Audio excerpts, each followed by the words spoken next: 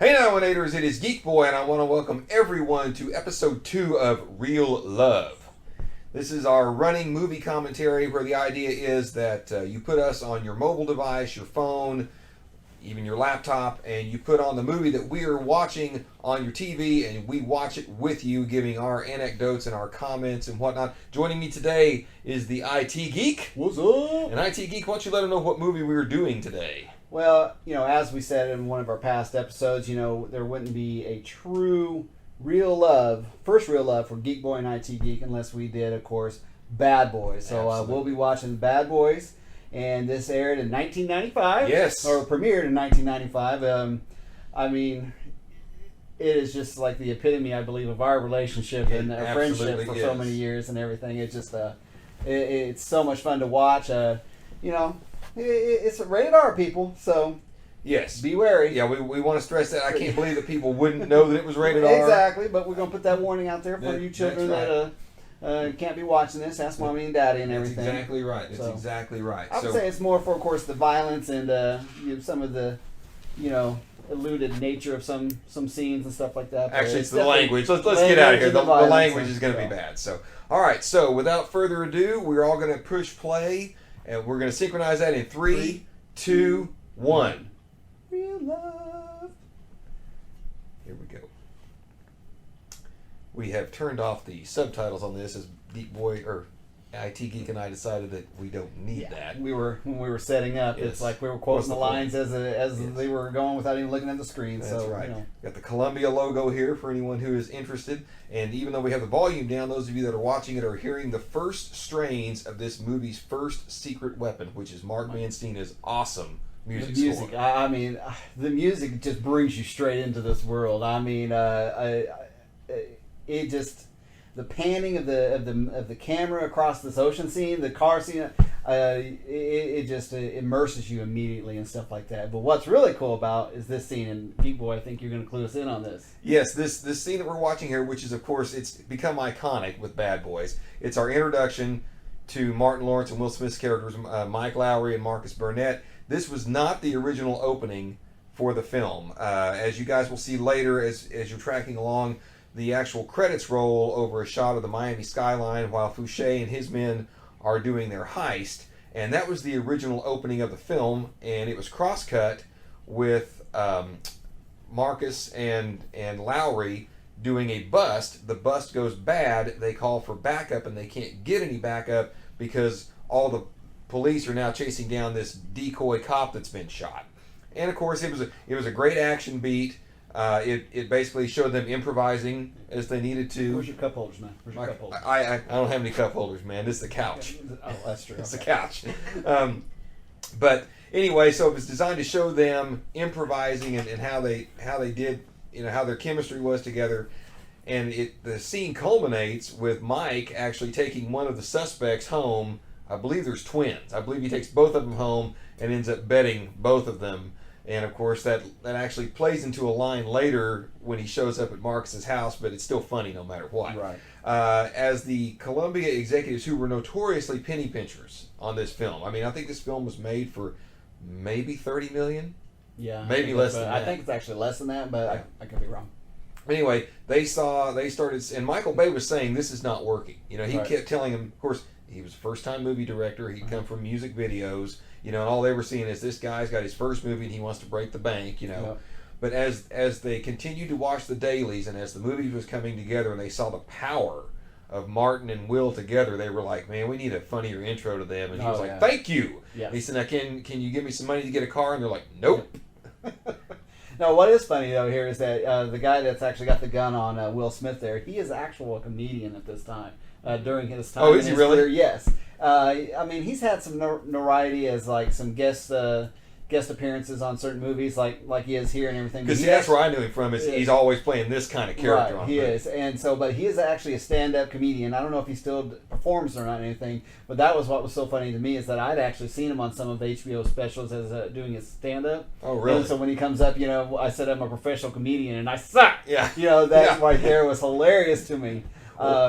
Because I had seen him recently in his stand-up and everything, which I thought he was a pretty funny guy and stuff. So, but it was just made that scene a lot funnier to me. Absolutely. Well, and our wives always joke that this scene is like riding in the back seat with you and me in a car. That's Michael Bay's Porsche, by the way. Yes. They would not let him rent the car, so he just basically used his own. And I'm not sure what kind of liability. This was actually shot with a model of the Miami sign. They built that, and they undercranked the camera to make it look. Really? Yeah, they couldn't. Wow. They could never get it to line up right, so they just built a little model of the Miami sign. And as I alluded to earlier, this was the original opening of the film. Right. Again, for those that are watching with sound, fantastic score by Mark Mancina. I think Speed was his first one that brought him to my attention. I can't remember when this came out right after, either Speed came out right after this or this came out right after Speed. I don't remember which one was first. But at this time, I'm like, no, I think that this was first because this is Mark Mancina guy. Yeah, I think this one was first, and then Speed came after. Yeah, because the score and the biggest crime with this score is it took us 11 years to get the album released. I know. That was terrible. Criminal. So, I was about to say that very well. Criminal. So I'm going to ask you something. Yeah. And when I saw this in the theater and as I've watched it over the years, in my mind, this is what a Miami Vice movie should have looked like. Oh, yes, no doubt. I mean, what we got with Jamie Foxx and Colin Farrell and stuff, it was okay. But I mean, like, this whole movie right here, this is Miami Vice to me. I mean, very slick production. Exactly. Shot for the edit. Yes. I mean, but look at these skylines, these big building shots, these panovers and everything. I mean, you know, with the sound off, you can almost hear like Phil Collins is in the air tonight playing. It's crazy. I mean, and then this whole dark scene right here, and it's just phenomenal. Very 90s cinematography with the blues.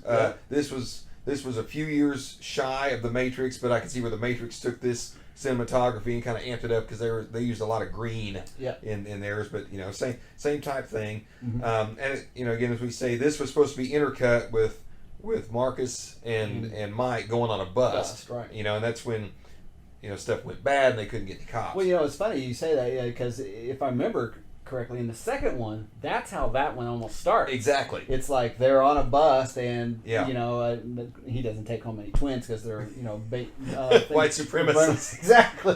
So nothing. We got our rights. No one's going home with Will Smith on that scene. No. It's still hilarious. No. Led to some great comic scenes in the second Bad Boys and stuff. So. Yes, absolutely. George Gallo got a story credit on this. I have read his shooting script. Probably 50% of the lines that are in the script made it into the movie. Oh yeah. Or you can see where they turned it around or improv it or switched it around. Stories I've heard that Michael Bay would take Martin and Will aside and say, "Look, man, this scene just sucks. Here's the point of the scene. Here's the lines that were written. Do whatever you want with it." Right. Which I kind of really enjoy when directors and producers kind of give that type of guidance when you have like comic talent like that you just don't let it flourish, let it run. And because sometimes it's like, well, we got to hit a deadline. We only have so much daylight. There's so much into a film production. It's like you don't get the opportunity to have 4 or 5 takes of allowing this comedy to develop. And I know that maybe they were recognizing this wasn't working and just fell back to that. But that sometimes I think producers should allow that extra time for let that comedy gold grow. I agree because that's I said Mark Mancina was the first secret weapon. This cast is their second. Will and Martin together. That was something nobody saw coming. Exactly. I mean, I'm gonna say right now, when I went to see this, and I've told this story before. I went to see it under protest. I wanted to see it. Really? Yes, I wanted to see it, but it opened the same week as Outbreak, the Dustin Hoffman pandemic movie, and it was sold out. This is back in the days when you could go to movie theaters, kids. That's right. Anyway, remember that time. And you could have more than 10 people in one theater at a time. But see what I'm doing there? I'm preserving this for later. Exactly, it's still relevant. because this thing's going to be echoing through space. That's right. I have a feeling someday when we're traveling to our next colony on the moon and everything, people are going to be watching this episode. I agree with you because it's a great movie. It's a great movie. But anyway, well, we're also a great set. To we are. Well, we went to see. We were going to go see Outbreak, and it was sold out. And the folks were with, well, let's go see that. I'm like, I don't want to see that because there was another showing of Outbreak starting in like 45 minutes. Yeah. I said, let's just wait. No, dude, we've already had dinner. I'm like, well, I thought you want to see this. I'm like, I do want to see it, but it's not what I want to see tonight. Damn it. It is Geek Boy, only child. What do you expect? Big Zane? Yeah. So anyway, so we went to see this, and I mean, again, from the first strains of that Mark Mancina score, I could remember myself sitting up in my chair. Yep. And because, I mean, they played the score over the Columbia logo. I'm like, they're not even doing the Columbia music. Yep. And then as soon as we saw those edits and that opening scene, I was like, okay. And I'm like, who is this Michael Bay guy? Who's this? I mean, who is this guy? You know, who now this guy is our own resident Michael Bay. Yes, well, everybody says that mockingly. That's I would take that as a compliment if I didn't know how it was said when you guys say it. Oh, Michael Bay Jr. over here, he's got to get his shot lined up. Well, I don't think Jr. I was going to go Michael Bay wannabe. Oh, okay. Because you ain't nowhere got the money he's got. You don't got the car he's got. No, you got to close. No. Everything's at like 2 or 3 pegs down. Yes, you got is. a nice car, and it would work well for a movie. Well, and I have to say that every time I've replicated a shot that's a Michael Bay shot, I've stumbled onto it. I'm like, oh shit, look at that! Look what I did. But so anyway, now we move into what would be the main introduction of the rest of the cast in this sequence that's about to unfold. We get Marcus's married relationship, his wife, his kids, and we move on to the station later. But again, to me, I cannot think of another movie that encapsulates our friendship. And I mean, not that you're Mike and I'm Mark, or we switch back and forth. We do. There's a lot of situations here that that we definitely change that role and everything like that. I would definitely agree with that. You know what kills me is the one thing we haven't brought up, and we got a long movie. Oh, I know we got a lot of time, and you guys were like, y'all shut up, I'm trying to watch the movie. Yeah. We'll give you a few moments here, son. I promise. Yeah. But the thing I still have a hard time believing, and I know the script is nowhere where it was going to be. Yes. Is who the original actors were supposed to be in this movie. You want to give that little nugget out there? I'll start. And actually, okay. Well, first of all, the original title of the film was called Bulletproof Hearts, and I guess maybe if I stretch, I can maybe see that. Where they were coming up with that title. But it was originally set up. It wasn't even set up at Columbia. It was maybe at Paramount, because that's who Jerry Bruckheimer and Don Simpson were making tons of money for. They'd made Top Gun. Mm-hmm. They'd made Flashdance. They'd made all their movies that were making Beverly Hills Cop. They'd made all these movies for Paramount that were making bank. Right. And so they had this set up over there, and originally, and I don't know who was going to play what role, but it was going to star John Lovitz and Dana Carvey. I don't understand. Both from they were both hot on Saturday Night Live at the time. I mean, this is '95. I mean, this is right in the midst of Wayne's World and all that kind of stuff. So they were going to do that, and they had it all set up. I mean, it was signed and ready to go. And again, I may flip this around, but apparently they were ready to shoot, and either Lovitz wasn't available or Carvey wasn't available at the time. They were ready to shoot, had everything lined up. Yeah, and so Carvey was ready, and Lovitz wasn't available. Yes. And so they had it all ready to go, and we have some coaching from off camera. Right. Thankfully, she's keeping the note card straight. It's the turtle gal, ladies and gentlemen. But they said, okay, so they got it all. So then Lovett's schedule freed up, and Dana Carvey wasn't available. And so the whole thing, so at that point, Paramount just put it into turnaround and said, fine, if you want, we're done with this. They felt like that for lack of a better term, the cop buddy momentum had passed at that point, and maybe because Lethal Weapon 4 might have underperformed. Mm-hmm. I don't remember when that all came out. Anyway, they felt that all had kind of passed, right. And so Jerry Bruckheimer and Don Simpson still believed in the project, and they took it over to Columbia, and Columbia was like, okay, well, who do you want to be in it? And so they actually got Martin to sign first, and that was easy because he had a hit TV show at the time. Well, Will did too, but he weren't even looking at Will Smith. No, they were not, and so.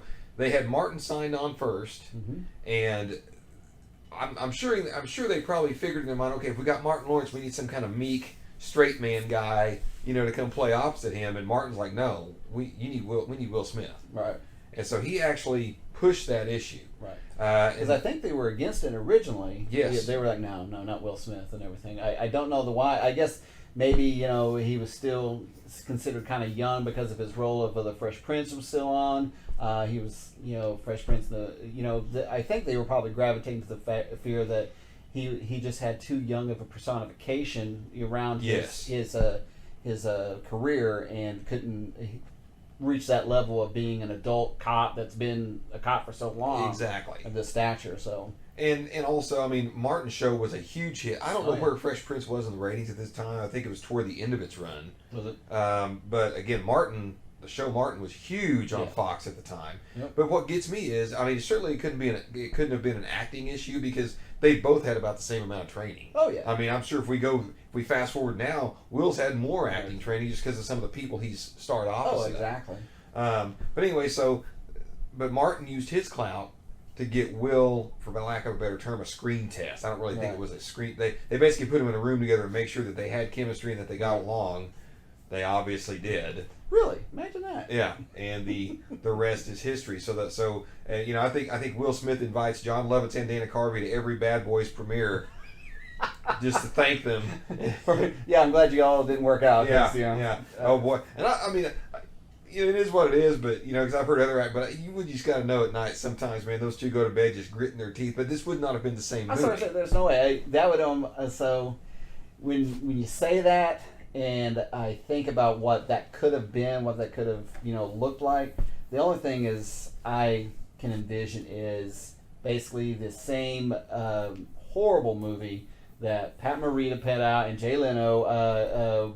My gosh! Yeah, that was I can't even think of the name of it. Yes. Basically, it was. Oh my gosh! I totally so forgot about that. Horrible. It was. I can't remember the name of it. I know. It basically, I guess Pat Morita's a cop and Jay Leno's a cop. Pat Morita's company, basically something happened. This was a pre-Tonight Show. Yes. Basically, some new supercharged engine design had been stolen, and they buddied up. But it was almost kind of like this. That something was stolen. They were buddied together to recover it, and it just it's a nightmare. Wow. I mean, it is a nightmare. I mean, sometimes I understand you got to take a role to pay the bills, and I tell you right now, Jay and Pat must have been on low times right there. I tell you what. Now here's our third secret weapon: is the supporting cast. Yes. Joey Pats. Yes. Joey Pantoliano, who would reprise his role in all three films. Yes. He was, and JoJo the Tire Man. Golly, again, every time I watch this movie, and every time I see the cinematography of Michael Bay's work, I just can't get over it. I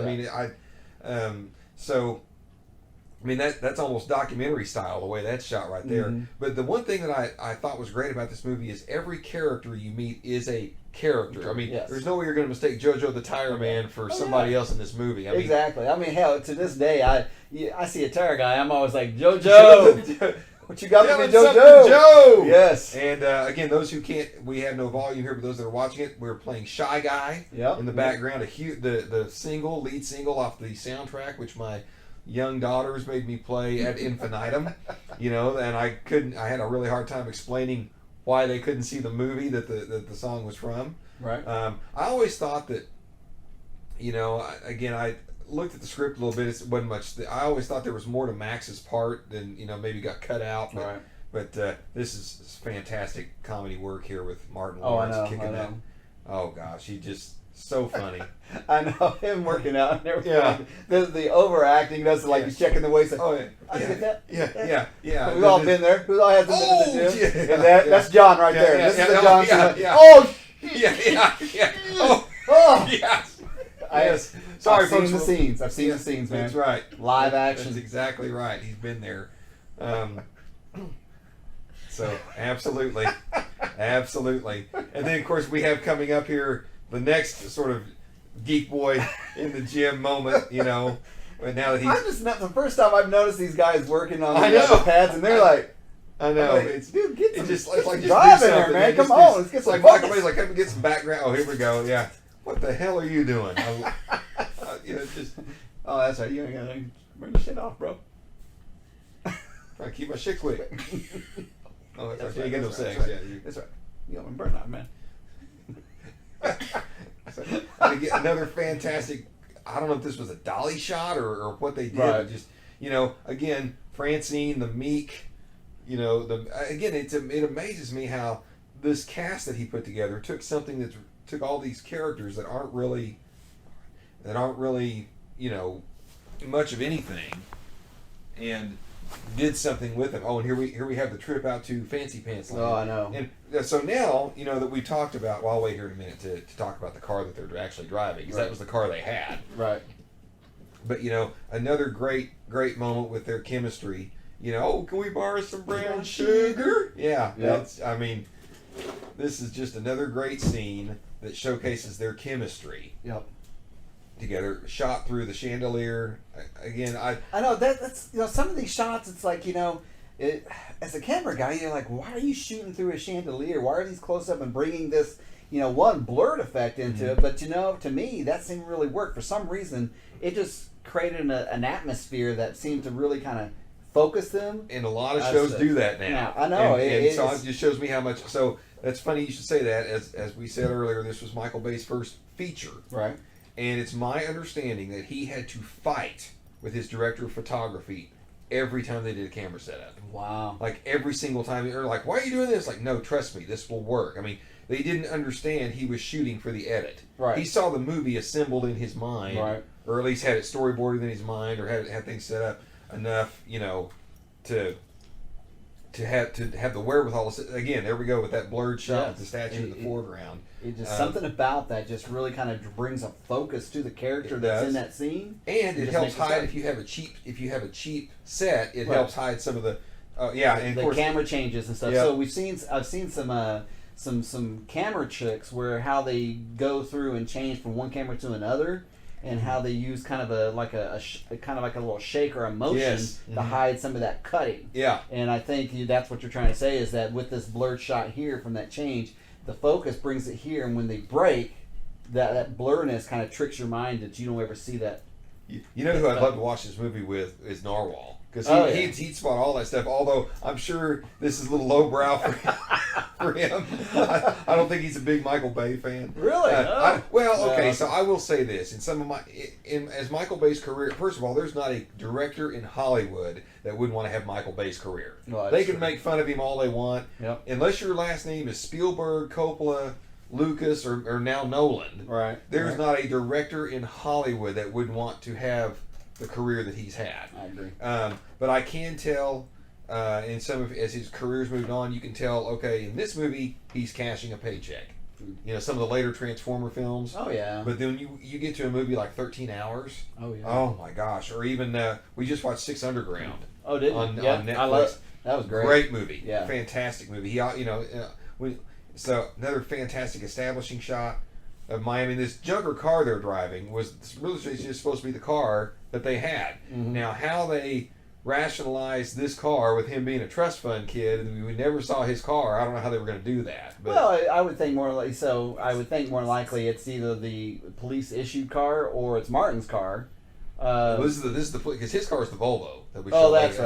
right. That's right. Yeah. So, but I mean, this is probably a squad car or a unit car from the depot and everything like that. Because you see the radios in there, so that means it's got to have some type of outfit for the police. Probably an undercover car, unmarked car or something to that effect. And of course, this is the two bitches in the sea scene. That again, I never knew this, and you told me a story that apparently this scene, basically Martin Lawrence got really pissed off because Will kept giving him shit, and to the point that he basically, he kind of walked away from the set and was just really steaming. And was it Michael Bay that came up and was like, "What's up, man?" He's like, "Man, he keeps calling me a bitch, and man, I ain't no bitch," and basically got on mad. And he's like, "Dude, he's just acting." And he's like, "No, but he's getting to me," and he's like, "Well, dish it back." Yeah. And this is where that scene development. I tell you, this scene works. We've been in this. Oh, We've done this yes, before. we have. Now, of course, I've probably been more than Martin here when I got us lost in Oklahoma City a couple times. And, you want to get us home, right? You want to get us home, right?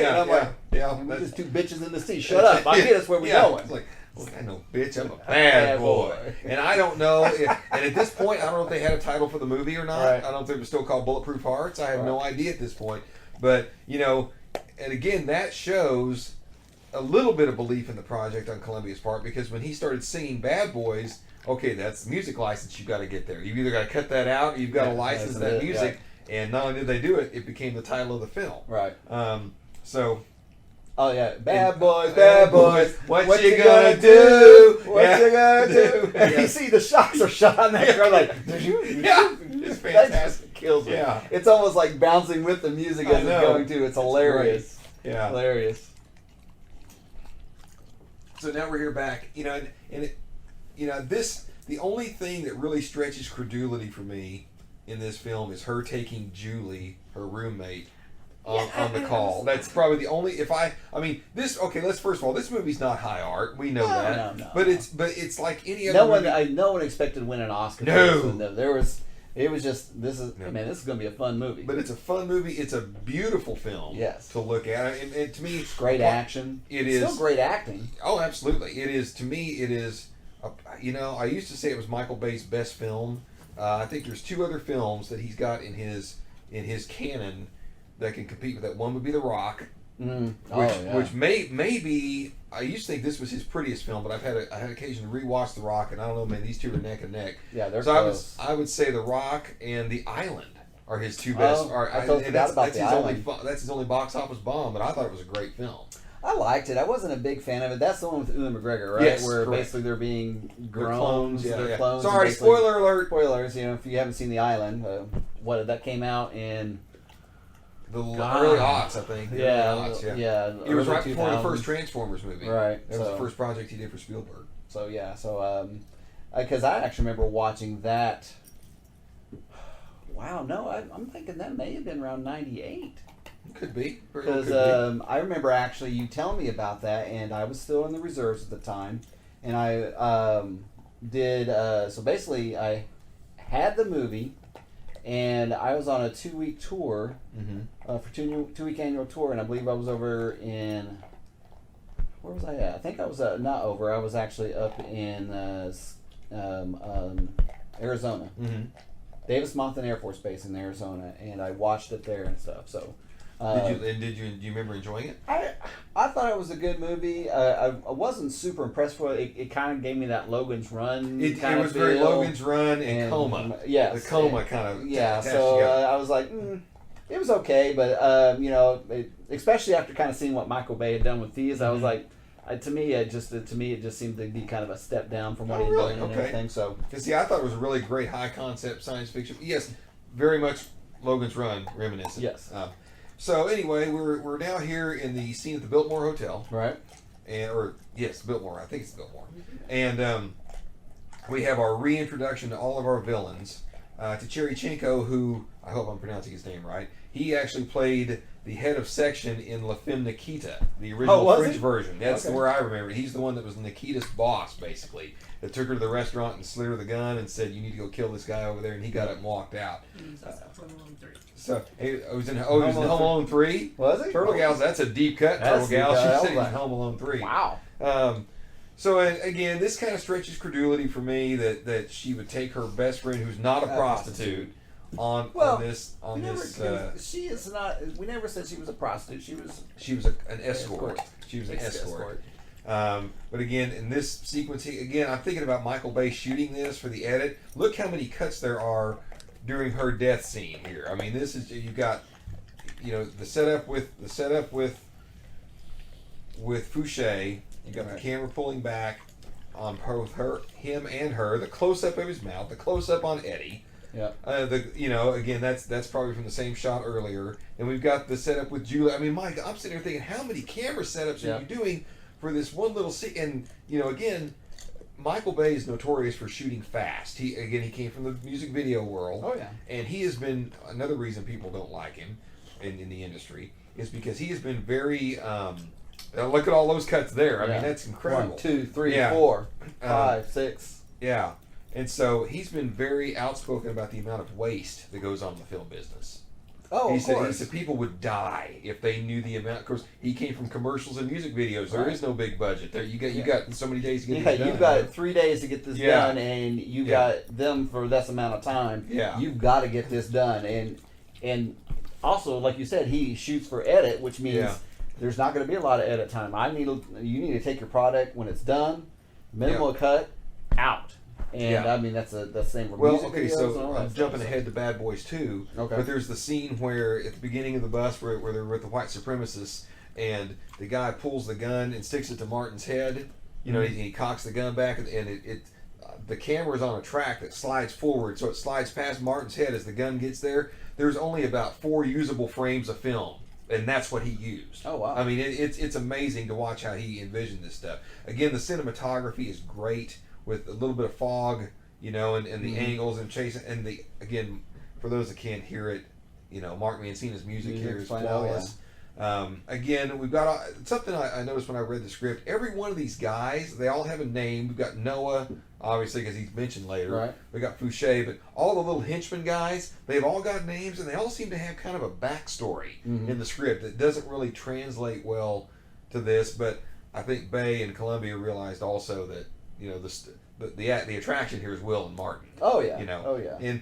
And this was, I think this was Tia Leone's first big budget film, I want to think so as well. Yeah, she was on TV, wasn't she? I think she was on TV before, but to my knowledge, yeah, she was just this was her like first big kind of big movie. Yeah. To be to be part of and everything. I agree. That was probably the only thing that I never understood was, like you said, why did Julie bring her there to that type of situation when she's not in the business.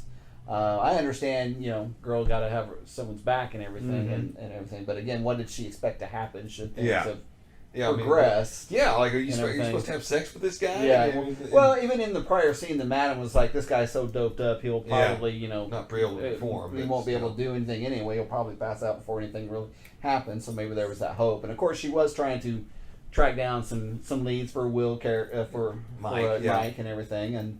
And so, I mean, I'm quite sure there was just like, I don't know, they worked it out in their heads. And of course, as we all know, as we've even quoted, it's like, it's in the script. Yeah, don't question it. Move on. Yeah, don't quit. Yeah. But I figured, since we are doing a rolling commentary, we have to kind of point out the warts. Oh, yeah, of course. There's a few more warts script-wise in this than there were in Back to the Future. I don't think there were actually any that we were able to point out.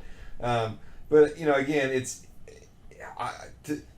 the closest thing I can think of to how this movie changed shape from what it was originally meant to be was probably about 10 years earlier when they cast Eddie Murphy in Beverly Hills Cop. Yeah. Because that was supposed to be a Clint Eastwood, Sylvester Stallone type movie. And they both thought it was crap. Right. Yeah. And then maybe, so this, to me, this is a great example of something that, people had one vision of it, and the people they envisioned didn't want it, and it became something all its own. Another great example is, they were trying to cast Clint Eastwood and all these tough guys as John McClane. Right, I was going to say the Die Hard was originally a Frank Sinatra. Movie, and basically it took so long by the time that it got around to be made. Frank was too old, literally. Yeah, he could be running through buildings. But he had a contractual obligation that when that movie came up, they had to approach him for that role. Yeah. So that I couldn't imagine Frank Sinatra being John McClane. No, not really. Not really. I mean, like that whole Shaft scene. And like, nope, Frank's not doing that one. Frank's not doing it. Yep. Frank's like, how about I sing him a song? I'll just serenade him. He'll give up. Can you imagine Dean Martin playing the bad guy? Yeah, I was like, ooh, hey, let's go lay down. Oh boy, we're really off topic here. Wow. Okay. That's okay. Another great edit of the blackout moving to the raising of the desk, and again, I cannot tell you how many times I've been in this situation where he's got the wife on one phone and work on the other. What did you say? Nothing. I wasn't talking to you. I was talking to someone else. So. Yeah, I think we've all been there before. Oh my gosh. Like, no, baby, no, that wasn't me. It's like, man, you get that shit over here. Yeah. Screw you. So. Yep. So, but yeah, so I mean, again, that's just one of those comedy moments. Like it puts you in that situation where we've all been there. Yes, we've done it, and it just makes that scene so much more fun. Yeah, I know. It makes it even so much more real to the viewer. Yes, and again, from reading it, reading the original script, as I said, Joey Pants is speaking the dialogue as written. Yeah, he is not improvising. He's doing his Joey Pants thing.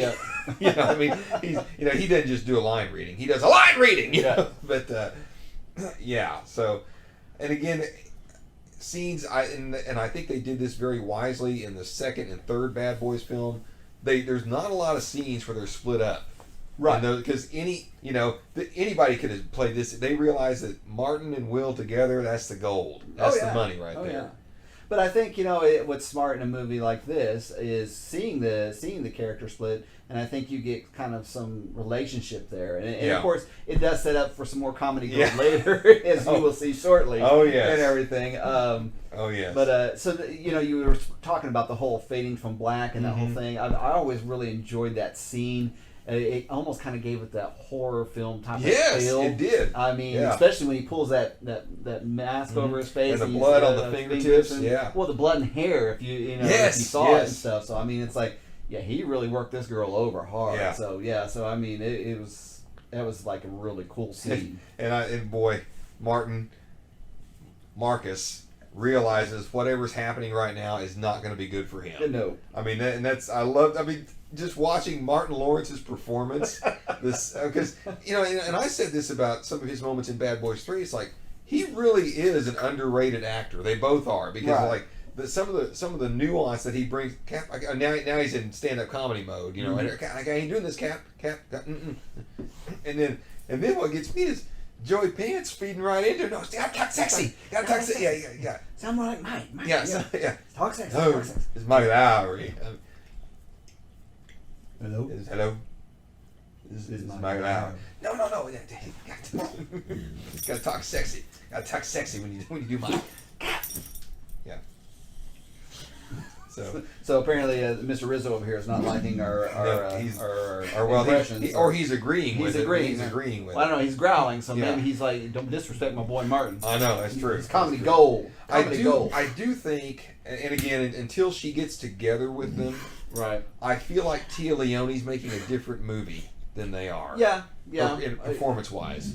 Well, I mean, she seems so like timid and scared there, but once she teams up with them, it's like she becomes all this fearless, revenge-seeking woman, and it's like, well, where was all this bravery before? And I don't know, maybe it could be the script again. It's scripting and everything, and then of course once you get off the adrenaline and everything, if you're trying to put yourself in that situation, maybe it's like hey, I've had time to think this. They killed my friend. I gotta take some vengeance and stuff, and it could be just her character, but as you're saying, we're trying to talk for 2 hours over your movie and everything. That's right. So we're going to talk about everything. Hopefully, we're entertaining everyone. I hope so. I hope so. And of course, this is when he goes to meet her. And again, it's unfortunate that we can't have any volume for fear of the copyright strikes, IP police. But I love this shot here, sticking the camera through the peephole and pulling back. Of course, he's got to remember to take his wedding ring off. Exactly. But Lowry.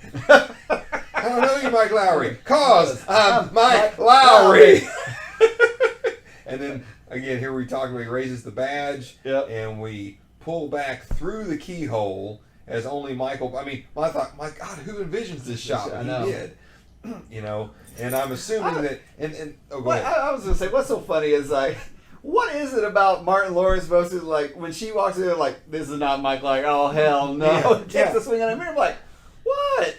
Well, I was going to bring that point up. Like, obviously, he did not fit the description she had in her mind the way Max described. Mike, I guess maybe because of the way he's dressed. Because I guess she's thinking Mike's going to walk in a $1,000 suit and that kind of stuff. Yep. That's the only thing I can think of, because they both got goatees. They've got and of course it becomes obvious later he's not the smooth one. Exactly. Oh, I forgot the bad boys over know where you live. But there's just so many things that are so on about all these. Every one of these scenes has a lot of stuff going on in it, I guess, for lack of a better term.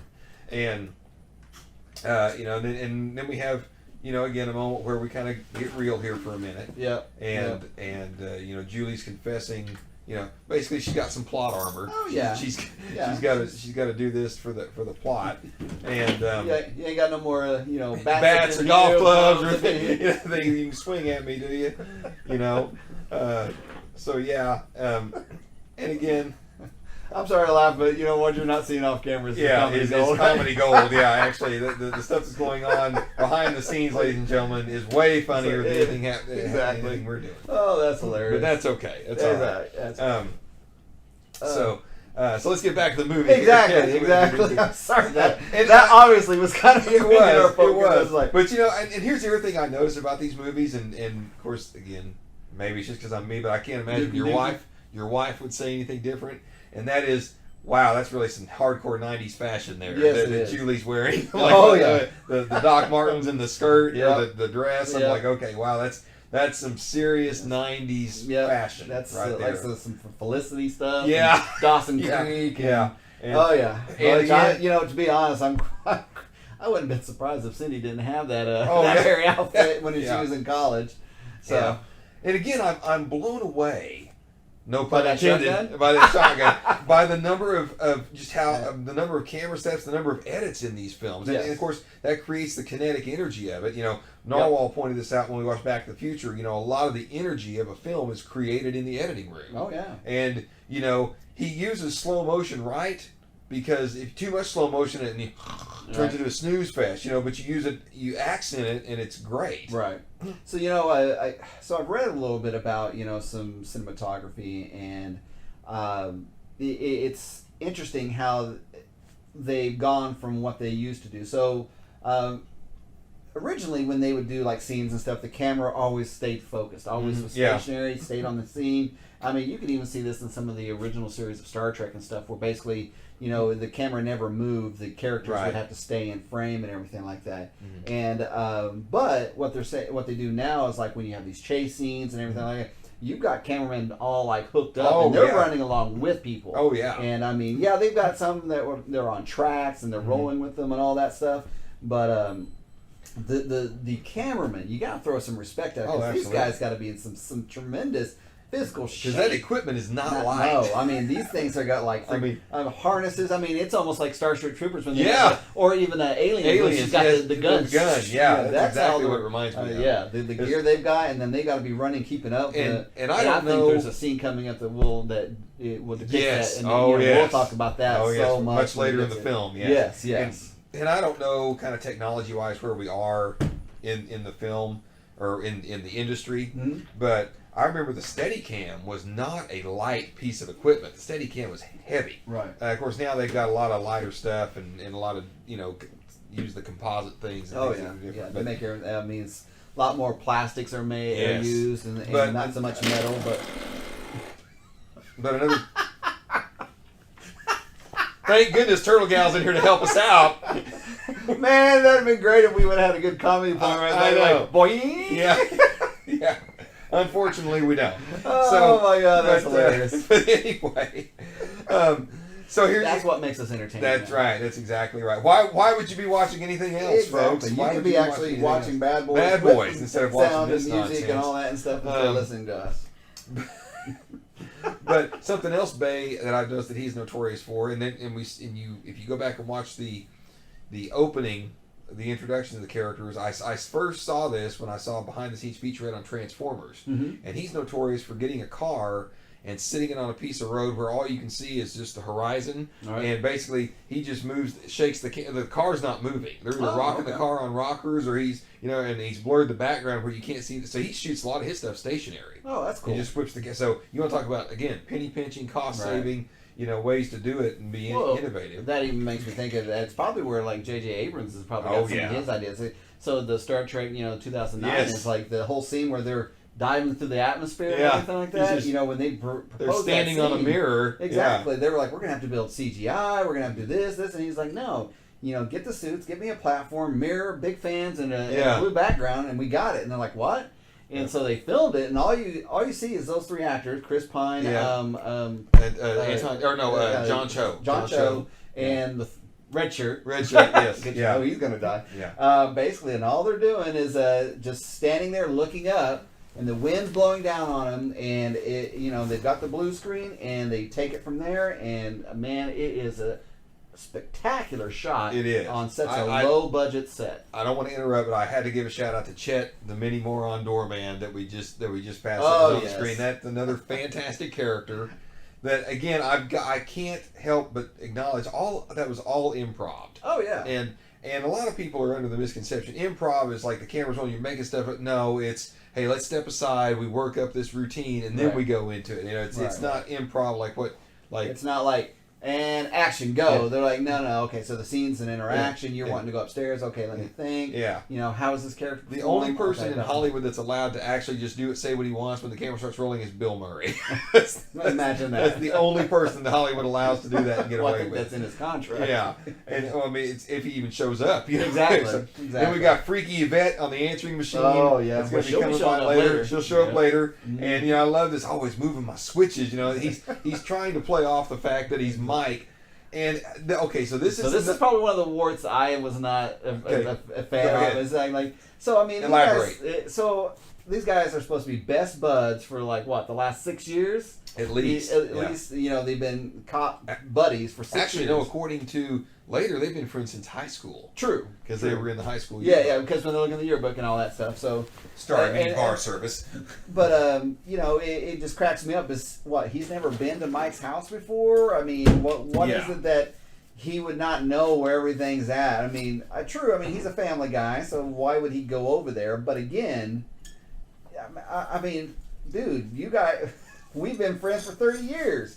I know other than this new house, your switches still need to be labeled, because I don't know what's light, fan, the drop pole that you got for your sex dancing and all that stuff. Well, you don't know and I keep moving that around because you never know where it's going to come out. Switches on me. Exactly. So I understand. But I think I was like, if I walked into your house, I would probably, unless there was a dog moving somewhere, I'd probably not fall over anything. Exactly. So, of course, I helped you out by putting those motion sensor lights. That's true. Because that helps you out. Well, and my thought also was I realized he's wanting to see his wife. Yep. But it's like, dude, you left the only witness to the crime alone. Now, granted, they do address that. Yeah. The doorman. But I'm just like, really? I mean, you basically established in the first third of the film, because I think we're probably in Act 2 right now. Mm-hmm. You've established in Act 1 that if you don't get these drugs back, you're going to lose your job. Internal Affairs is going to shut the whole department down.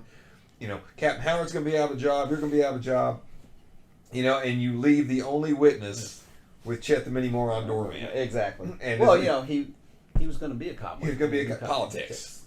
He took tests and everything. Exactly. Yeah. So, and again, it provides this great scene with Martin and what was the show he was on? Was it Yes Dear? No, that's the guy in the. He was on Becker. Yes, Becker. Right, I think Yes Dear is the guy that plays the hairstylist on The Rock. Okay. Yeah. Yes. So yes, this was Becker. Yes, Becker. Yeah. So I was going to say something, but forgot. Oh, no, I was going to make reference how you were saying earlier that every kind of small character in the film still seems to be able to give you a backstory about them. Like, of course, Chet was going to be a cop. He took the test and everything, but, obviously he didn't make it. But, of course, we all know that's just mean because, he didn't pass some tests. Yeah, and don't honey baby me. You even got your ring on. Oh, God. And I can't tell you how many times I've used this next line. Can I get a pillow? Probably right here on this record. Yeah, absolutely. Can I get a pillow? Oh, I tell you, one that's going to be coming up soon and everything is the one we used to this very day, and I love it. So we're setting it up. I know we'll get there. We'll get there. We'll get there. We'll but get there. We're just cluing you in on some scenes coming up. Actually, this is a great Geek Boy, IT Geek Boy. Oh, hey, maybe when I page you should comment on. I'm feeling much better, thank you. I want to meet the guy who beat Shaft's ass. Yes, absolutely. And again, this is just another great example of the chemistry between Martin Lawrence and Will Smith. Yep. I mean, and another great camera. This could have. I'm thinking like if this was shot, by someone without any vision, this would be just a boring two shot. Right. With a couple of coverage. Look how many camera shots. 1, 2, 3, 4.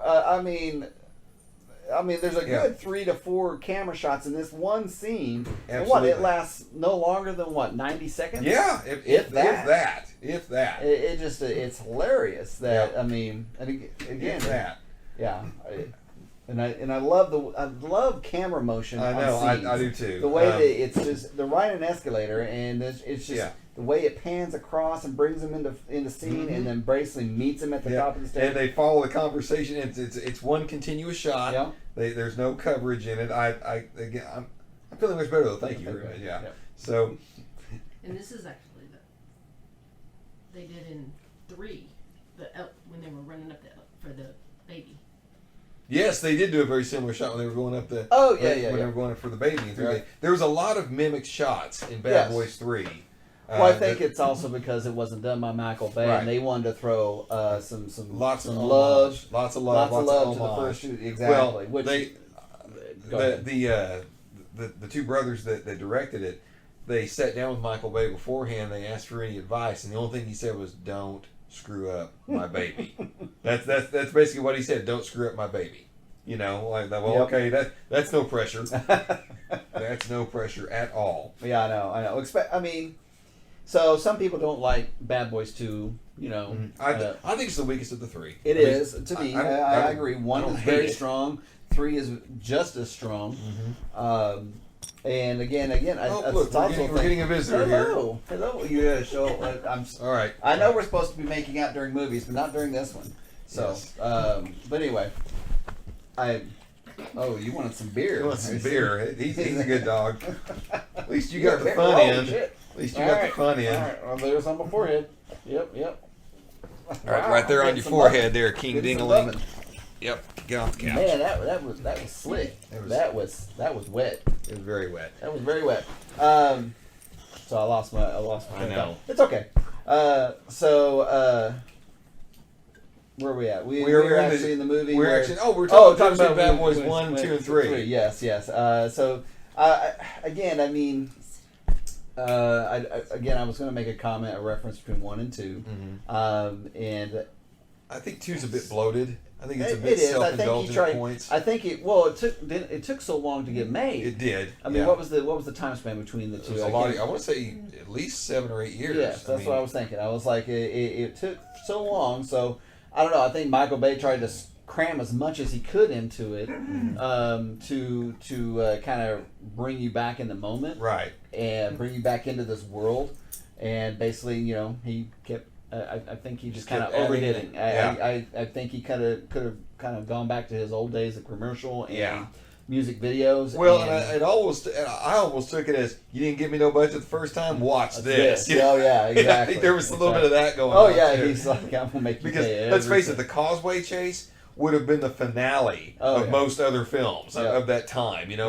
Throwing cars at a Ferrari. Yeah, exactly.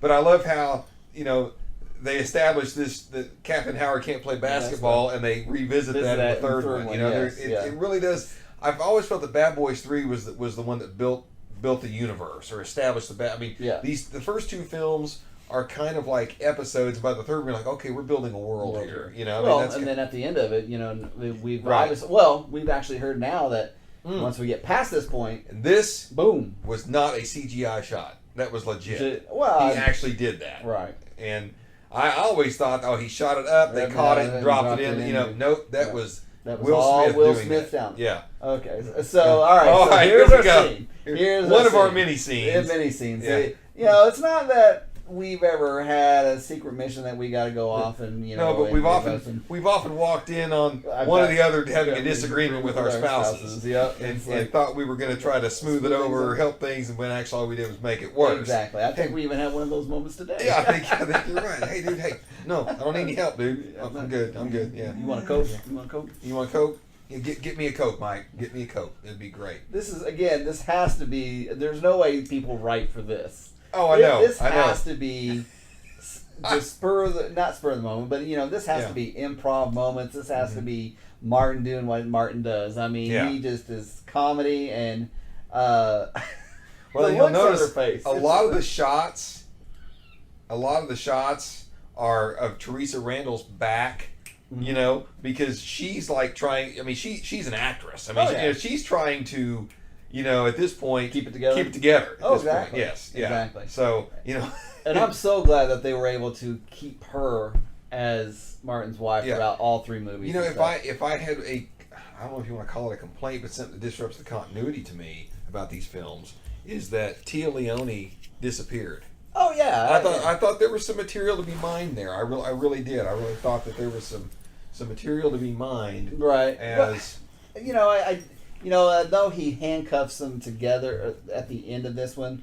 If you haven't seen this, spoiler alert, but I think by this point you've you've pretty much seen it. I just get the feeling that there was nothing ever truly. And of course, on the second one, we kind of see that even if there was a relationship kind of built there, Yeah, it ended. It ended. Because it went into Martin's, Right. And I always thought that Martin's instead of making up this sister that came out of nowhere, right. why didn't we explore what does a relationship, a long-term relationship with Mike Lowry look like? Right. What is that? But again, I guess you can probably kind of see. Well, we've already got Martin, who's married, and got that. Maybe they've explored that ground, and they want to do something. I totally get that. Right. And it further cements him as being a ladies' man. Right. Smooth.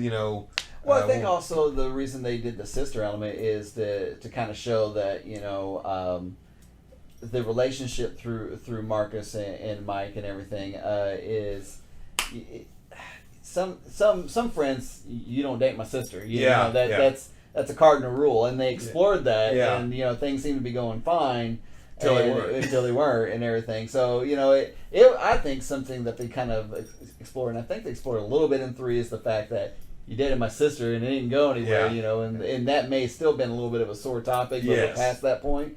And jump to this scene real quick. I love the idea that his brain. And again, he's acting, folks. I mean, it shows what a great acting is, as Martin Landau once put it from Space 1999. Acting is not hearing a joke and laughing. Acting is hearing a joke in the same 5 takes and laughing every time, even though you know it's not funny anymore.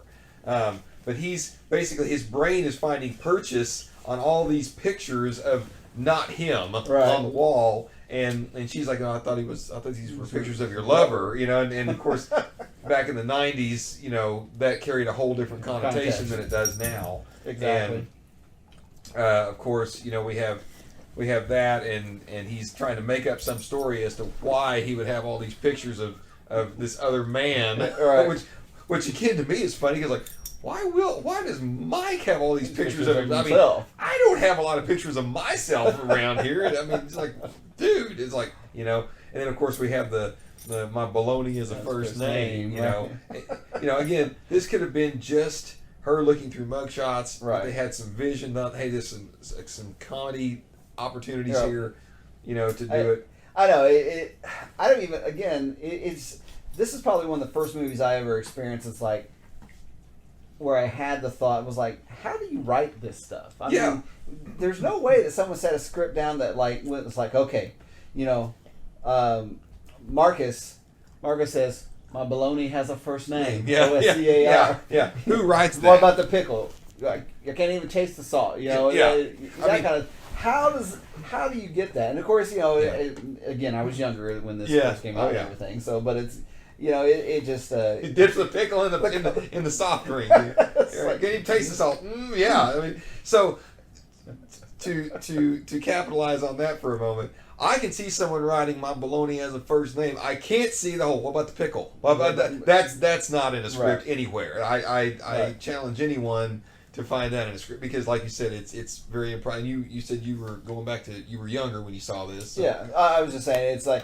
I probably didn't know the industry, and when I say know the industry as well as I do, it's learned as much as we have about it. So and of course these scenes right here when he's telling the stories, some hookers come in and hit me, caught me in the head. He's running hose up in there, but your daddy didn't tell you about that. Yeah, and then he's regaling his kids with stories of heroism. He's cleaning dog crap off the carpet because he doesn't want Lukey and Dookie. Because he knows Mike will freak out if he comes in there. Just smearing it in. Yeah. Now, of course. Yeah. Oh, yeah. Again, the two of us. You would be the one cleaning the carpet. Or maybe. I don't know. Oh, yeah. Turtle Gal's nodding. Yeah.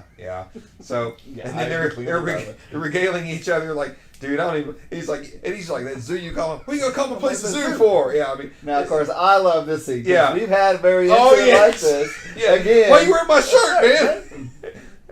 Oh, now you want to fight me. Now you want to fight. Okay, yeah. So we had a moment when we were in high school where, of course, this kind of goes back to a little bit in the way back.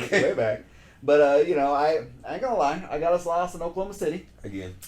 Well, that was the first time. That was the original. That was the original. And so we had an event to go to, and we had to get suited up, and so I could not find the place we were staying in time. So luckily, we were moving him from one house to another, and he had all of his clothes with him, and I'm like, I'm going to borrow a suit. And so, And you looked better in my suit than I everyone was did. like, That's "Man, just. that looks good." We just gonna cut to basically we got to the event. I'm wearing his suit, and basically everyone's like, "Man, that suit looks good on you." I'm like, "Thanks, it's Johnson." And so when I see this movie and these scenes, he just throws it all back to there. So I know. again, like And again, that's why it's so funny to us because it's like exactly. we see ourselves in these characters. Yep. And okay, I can also see you doing this scene on the phone. Mm-hmm. I can so see you doing I that would. to me. Oh yeah, I know I you would. would. I know you would. Where he's basically, for those that again are watching this volume, he's coordinating with Marcus's wife because now, of course, they've swapped places. Again, maybe something that we'll talk about that plot point here in a second. But they've swapped places in order for Julie to keep believing that Marcus is Mike, and he's coordinated with how the kids are going to get picked up. And also, he's staying there, Right. at the house because Marcus is supposed to be out of town and all that stuff. That's correct. And, and plus they haven't. It hasn't escaped the fact that these guys could put a hit out on them. Right. And their families. Because so he's like, well, hey, what the hell? He's already hung up. He's already hung up. And he basically starts talking pillow talk to her, and he's. So what you wearing? Yeah, what you wearing? Yeah. I have done that before. Yeah, what you wearing? Hey man, that ain't funny. That ain't funny, man. Don't mess with a happy home. Don't mess with a happy home. I woke up this morning, I got a Power Ranger stuck up my ass. Yeah. Oh yeah. And then he goes back again. Oh yeah. Hey, hello. Yeah. And I think not to be too much of a continuity Nazi. The shirt that Martin is wearing, I think, is the same shirt that Will is wearing during the foot chase. Oh, I think. all right, we'll have to double check, that, but I think that's the same silk shirt that he's wearing during the foot chase. Which that is a great scene coming up, and we It have is some comments fantastic. about that you may not have heard of before. And they're sort of, I love the way they played that scene with Francine. Again, spoiler alert, she turns out to be a mole. Right. But they play it like she's nervous because he's asking her to do something illegal. You know, and you don't. Come on, you can't get into this file. Come on. Come on, Francine. Like, try. So it's kind of like there's some ambiguity there. Like you think, is she a mole or, well, to me, I actually remember that I never thought about they needing to have a mole in there because they had Eddie. They had Eddie. So they had a former cop. Mm-hmm. Of course they're going to have a big drug bust right, and everything. And they got the blueprints from the guy we found dead over in Key Biscayne. Exactly, and so I never thought that they got clued in on this big heist that was in there. I thought my original idea of the story was that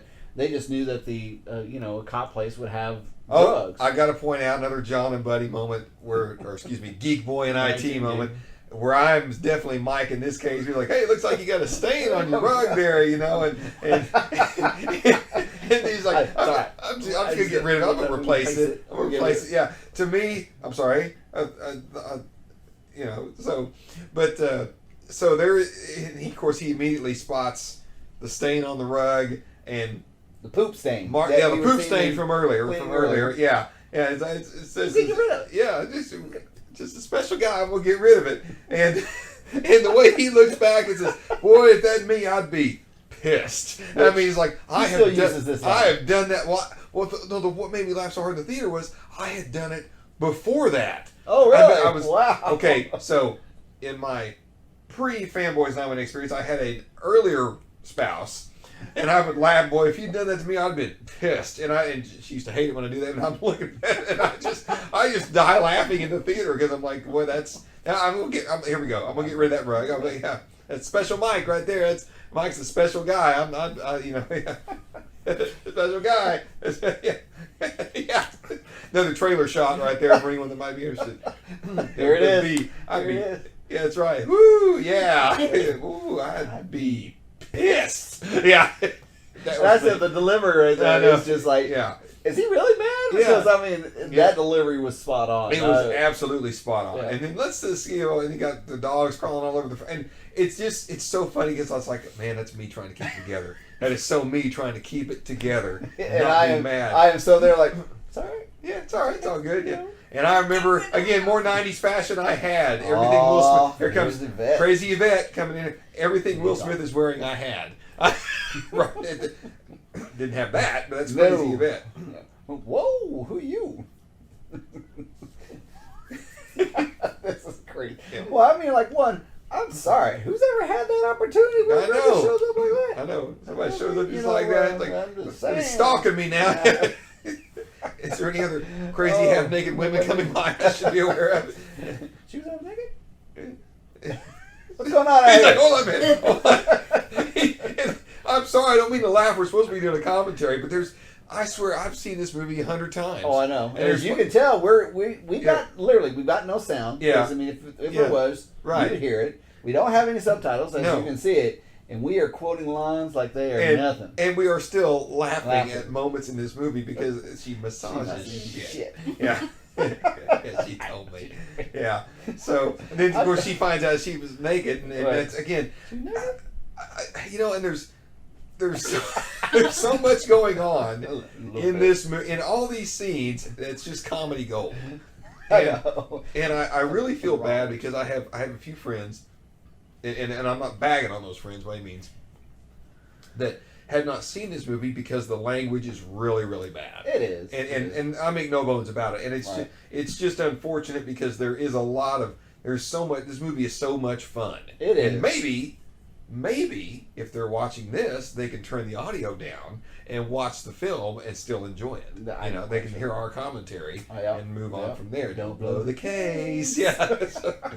So, and I did think a little bit that the captain having them switch places was a bit of a stretch. Again, that if we want to point out the warts. Right.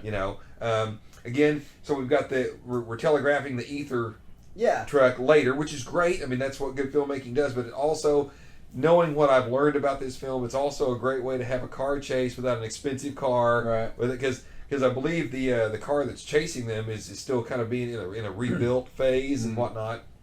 Okay. So I think that was a great deal. I don't think I was like, well, why would you just have an ether truck sitting out in front of a club? Yes. If anything, you park it in the back because the ether is supposed to be for the drugs, the that illegal are down at drugs, the the shit. illegal activity. Yes, And I'm yes. like, why is the ether at this just one at nighttime, Yes. sitting in front of a club with somebody that's just obviously incompetent? Yes. That you just Quite so. hey, But there are a lot of incompetent people in Michael Bay films. This is true. There are. They're the things that kind of glue it together. They are. The They really incompetence are. of it. But there's a lot of incompetent people Right. in the world.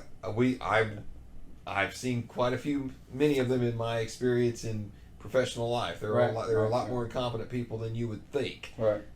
What's funny is this scene right here, this actual angle. It almost looks identical where that ether truck would have been. It does. And it's like, hey, at least he doesn't have the ring on still. That's true, He doesn't yeah. have his wedding ring on there. So. Yeah. And for those that have the volume on, I can just see these exchanges that happen with you and me. Oh yeah. Over the course of our friendship, it's just unreal. I mean, and of course, Club Hell is this is something too that it's not till you watch this movie multiple times that you realize what an impressive set Club Hell is. I mean, it's shot very well, but on the other hand, it's something that probably could have been very cheap. Yeah. And they just dressed it up a little bit, but it really does look great. There's a Victoria's Secret commercial there. Yes, that there Michael is. Bay was Big known time. for. He shot many of those, by the way. I'm quite sure he has a lot of friends, and that's how he got those I'm girls sure there. he probably did.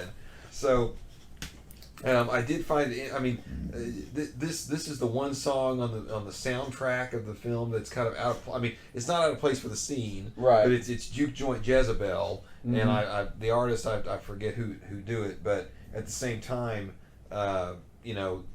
it's you got all this hip hop music on the score, and you got this almost a R&B alternative and all rock that. Yeah, this one is, sound, but it fits with the scene. I think it does because yes. it's Club Hell and whatnot. Right. So, and again, another fan. This is a great fight scene that I actually think.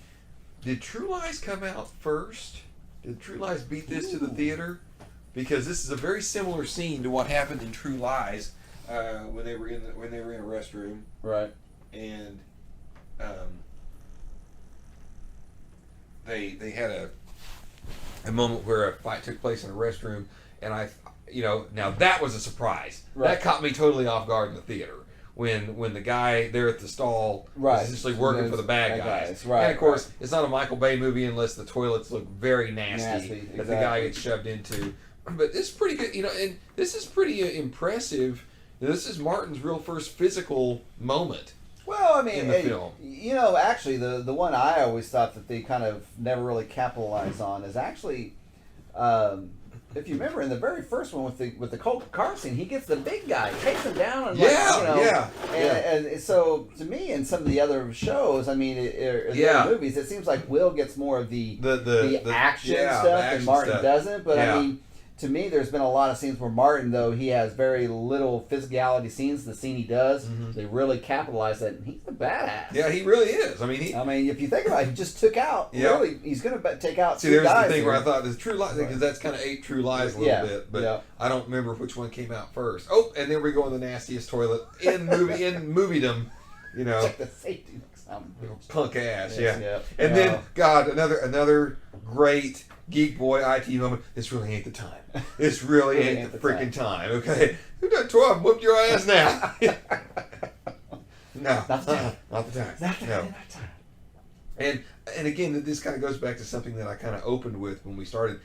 Another thing that makes me think, boy, this is what a Miami Vice movie should have looked like.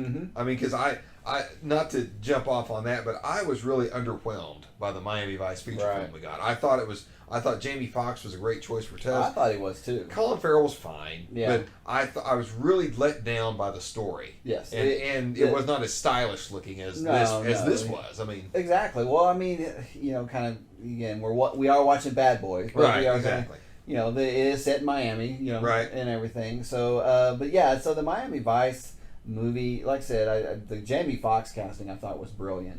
I thought it's been so long since that movie, I really don't know who I really would have preferred to play Crockett. But Colin Farrell was, like I said, fine. Yeah. To me, the story just didn't work for me. I mean, it was more of a documentary on how to smuggle dope. That's exactly seemed to be like. And I mean, I don't think they ever caught the true essence of Miami Vice. They really didn't, and which is surprising since Michael Mann directed the movie. Right. I mean, to me, I mean, I'm watching this going, wow, this is out Miami Vicing Miami Vice. I mean, all the cuts and the angles and the music and everything. Now we're going to the Causeway Chase, which again, you know, it makes knowing what you know, it makes the movie's budget limitations kind of show, because we're having a chase in a big ice cream truck and an old Camaro.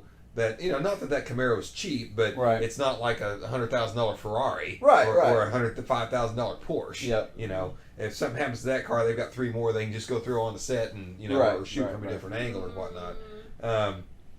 And again, we've got the whole. I will guarantee you, this is lights being moved up and down from the car, and the camera is shaking, and a fan being blown through the doors, there's no, because look how dark everything is behind there. There's nothing flying by and everything. But again, I've always said, sometimes, you know, limitations are the friend of art. You know, when you can just throw money at it, well, who cares? Exactly. And again, we've got this great stuff going on between Martin and Will, and to the point that even Tia Leone's character is now getting involved in the mayhem. It's like, okay, we got Ether in here. Oh, you're the man. You go steal an ice cream truck, it's a bomb.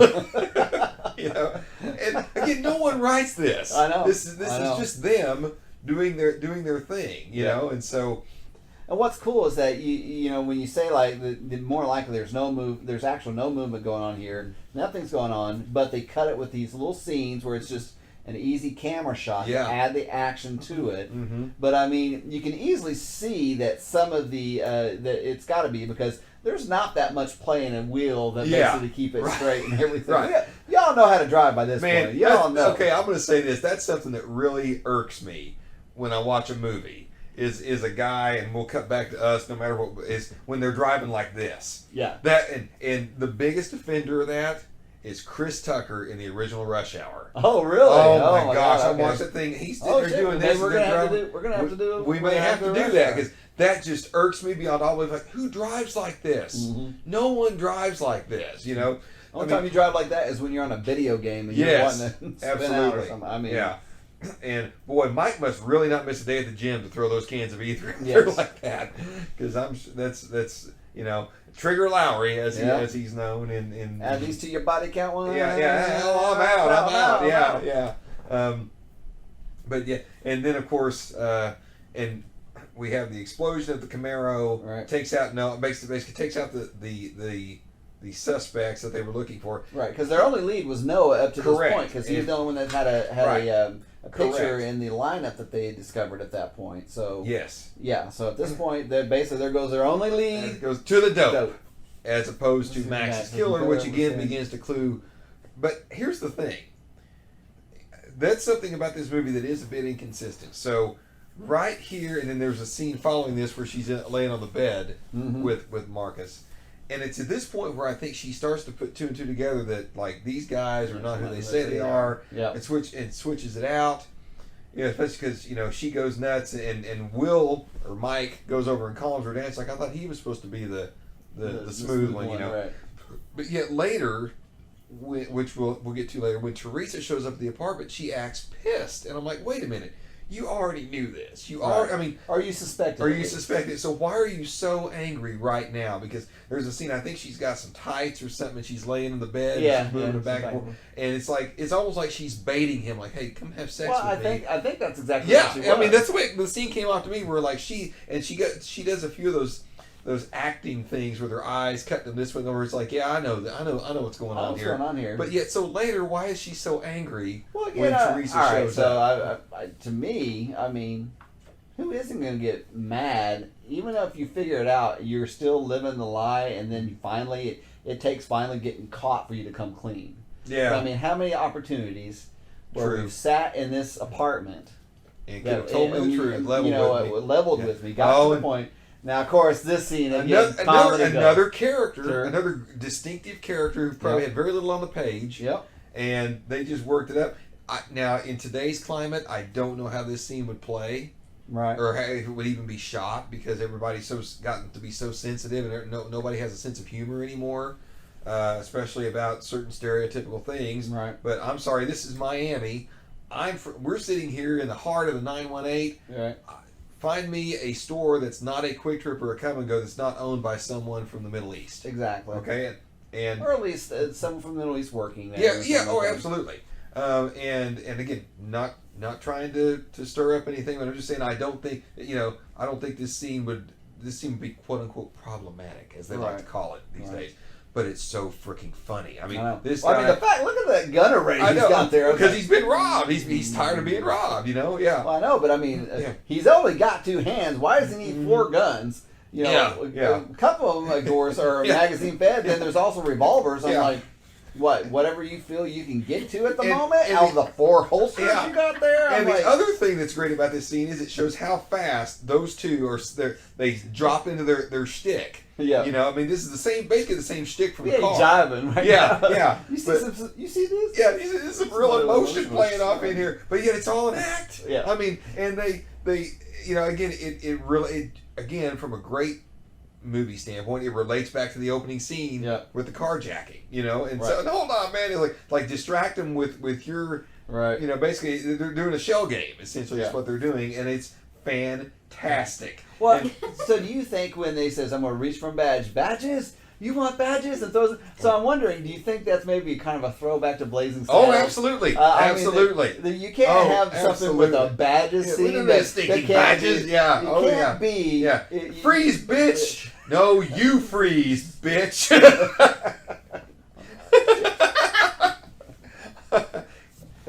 Put the weapon down. Give me some tropical fruit bubblicious and some Skittles. Yeah, that's right. And now we're back here with Chet at Collins Park. Yes, this is the scene I was referring to earlier, where she purposely, to me, seems to be baiting him. Yes. She's laying there in just a robe. Well, I mean, presumably more than that, but he's and of course, kudos to the writers and to everybody else. They didn't make. Oh, see, she's got a red bra on. That's right. They didn't make Marcus a wayward. Right. He was a devoted man, devoted to his wife and his children. Exactly. And but yet he's trying to play this role that's been thrust upon him of playing his best friend, basically. Exactly. and he knows that there's certain requirements to that, but now he's got to think up reasons. Just like earlier, did you feel all the dents in the bed? You feel that from all that? From all that. Yeah. So. And she's just. You want that? Well, I'll bring the thunder. Yeah, and to me, this is one of the best written, or best improv, or whatever you want to call it, scenes in the film, because not only is she baiting him to see if he'll meet her advances, she's messing with his head about, boy, I can't imagine being married to Marcus. I mean, he's getting some of the smoothest right now. Right, yeah, and so she's. I mean, there's so many things. I mean, this scene is a classic scene. And by the way, for anyone who wants to hear it with sound, I don't believe there's any cursing in this. You want to turn it up, watch this scene. Yeah, it's hilarious. It is hilarious. It's fantastic. Yep. And she seems to be wearing some type of red shorts. Or something like that. Well, and that's the other thing. Okay, so I will point that out. Oh, here it is. Here it is. Here it oh, is. it So is. this is where they actually kind of establish that they've been friends since high school. Yes, that's exactly right. When he's looking at the picture of his afro. Oh yeah. Where's your yearbook, man? I know. Pull some of your stuff up. I know. Except for that one picture of me. We don't need to show that one. No, we ain't showing that. But here's the thing. In this case, I'm Marcus.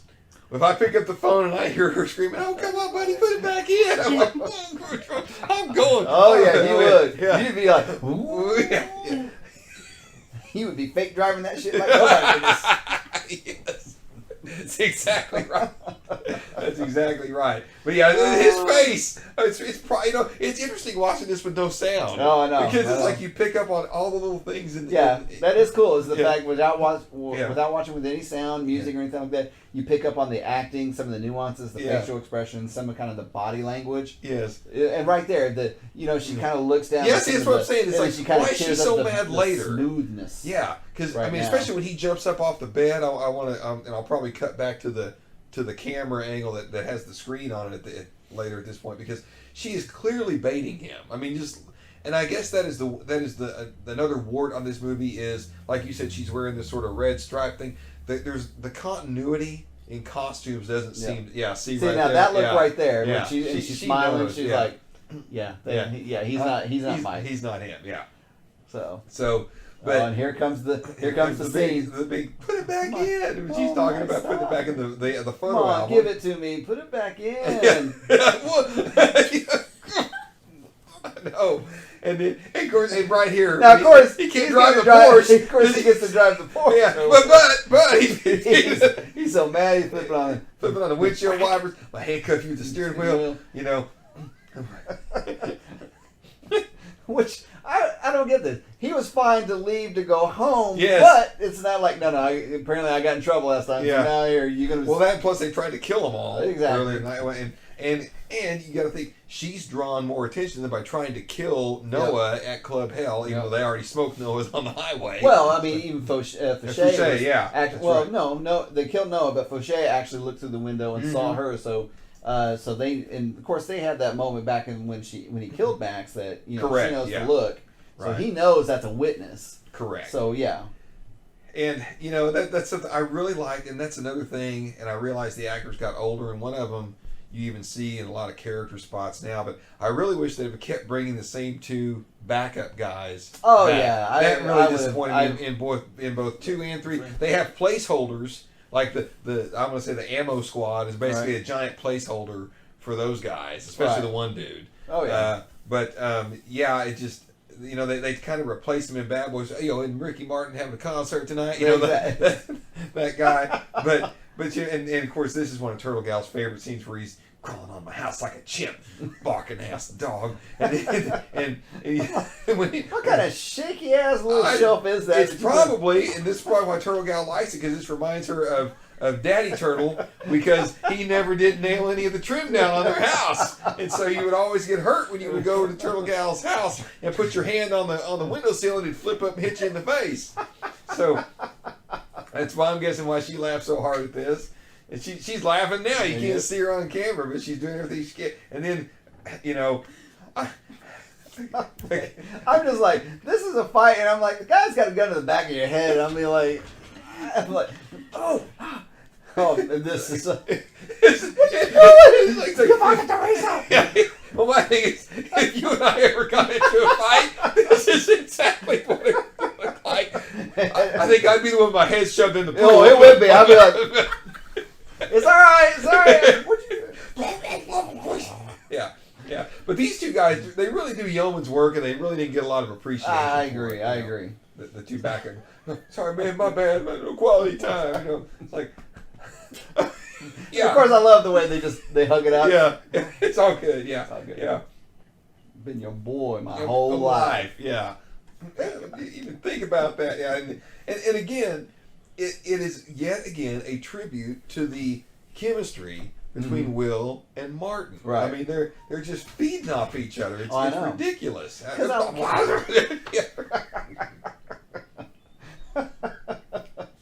So yeah. It's, Oh my god! So I'm just kind of curious. I mean, I don't think I've ever looked into this, but I mean, how long did Martin and Will know each other before it was? I don't think they did. I just kind of curious I how think much loyalty that Martin got that basically with Will that it's like, no, we need Will Smith. Yeah. So I mean, because at that point, I don't think they really worked together. I don't think so. I think Martin just saw the potential, Huh, okay. and or maybe they probably met, backstage in some events or something. Oh yeah, I'm quite sure their paths would have crossed. Yeah. And so one thing we never talked about is Mark Hellenberg, his role here was if I remember correctly, you told me was actually scripted for a male person. Correct. And same last name, different first name. Same, I right. say that. I mean, right. So do you reiterate the story? So like I said, just reading the script, it was a guy. It was written more. When I read the part, I kept thinking of, again, not to jump films, but I kept picturing Lieutenant Eckhart from the Tim Burton Batman. Big fat slovenly guy, and they rewrote the part, for a woman, and I think she does great work in here. And one of the reasons was Jerry Bruckheimer liked her and always wanted to work with her. Right. And of course, she would go on to star in another Jerry Bruckheimer vehicle, which was CSI. She'd be a regular on that for years. Yes.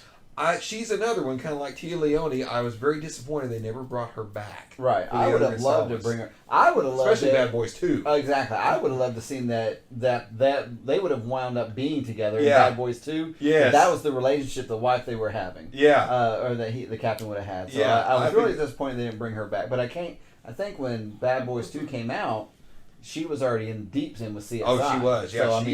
Yeah, So, she was basically became a co-lead on Oh, yeah. CSI. Oh, so again, more of our '90s fashion here that Yeah. we can't ignore sitting there. But this great scene again. It's JoJo the Tire. JoJo the Tire Man. Yeah, exactly. And this is a scene that you see in every good cop, bad cop, buddy cop movie where one's trying to be nice, but they take it to like the next level. They do. And again, it's when he runs around the corner and he's screaming, "No, got to be more! I got to tell him something, Joe!" And again, we've established from what we know, from what we know here earlier, that JoJo's a former drug addict, former drug dealer. Right. And now I should turn you guys into hard copy. I mean, so that's a good point. Is that if you notice there, Will's actually wearing the wedding ring. He is. Yes. So because he's still supposed to be Marcus at this right. point. So that's I don't think I've ever caught that. No, and that's interesting. He's got to put it on when he leaves the house and take it off when he comes in there. Now, this is probably one scene that I thought maybe drug on a little too long. I mean, how many times is he going to pull a gun and hold it to JoJo's head in different angles to get this information? Because he's like, I'm about to shoot you. I'm about to shoot you. I'm about to shoot you. I mean, to me, the scene goes on a little too long. You think so? Yes, to the fact. I mean, it's great comedy here. Yeah, so look, so he's already had one gun. He's like, then he don't pulled a tell him second something, gun, Joan. and then so now he's back up against the wall. Yeah, okay, I see what you're saying. Just, especially with no sound, I see exactly what you're saying. But you've got Martin screaming off straight. I ain't going down for you killing JoJo the Tire Man. There's two guys. Them brains, they get in your clothes and they stink. I mean, I get it, but yes, I would. You know what? Now that you say that, I would lean to what you're saying is that the scene does go on a bit long, minus the comedy. Right. If there was no comedy going on here, it's way too long. To me, if maybe he had the gun, and not to condone violence and stuff, maybe a little gut check and everything like that. Yeah. Bring him back perspective. Like, Joe, come on, I need something. You think this hurts? What do you think a bullet to your head's gonna sound feel like and everything? He's got two guns.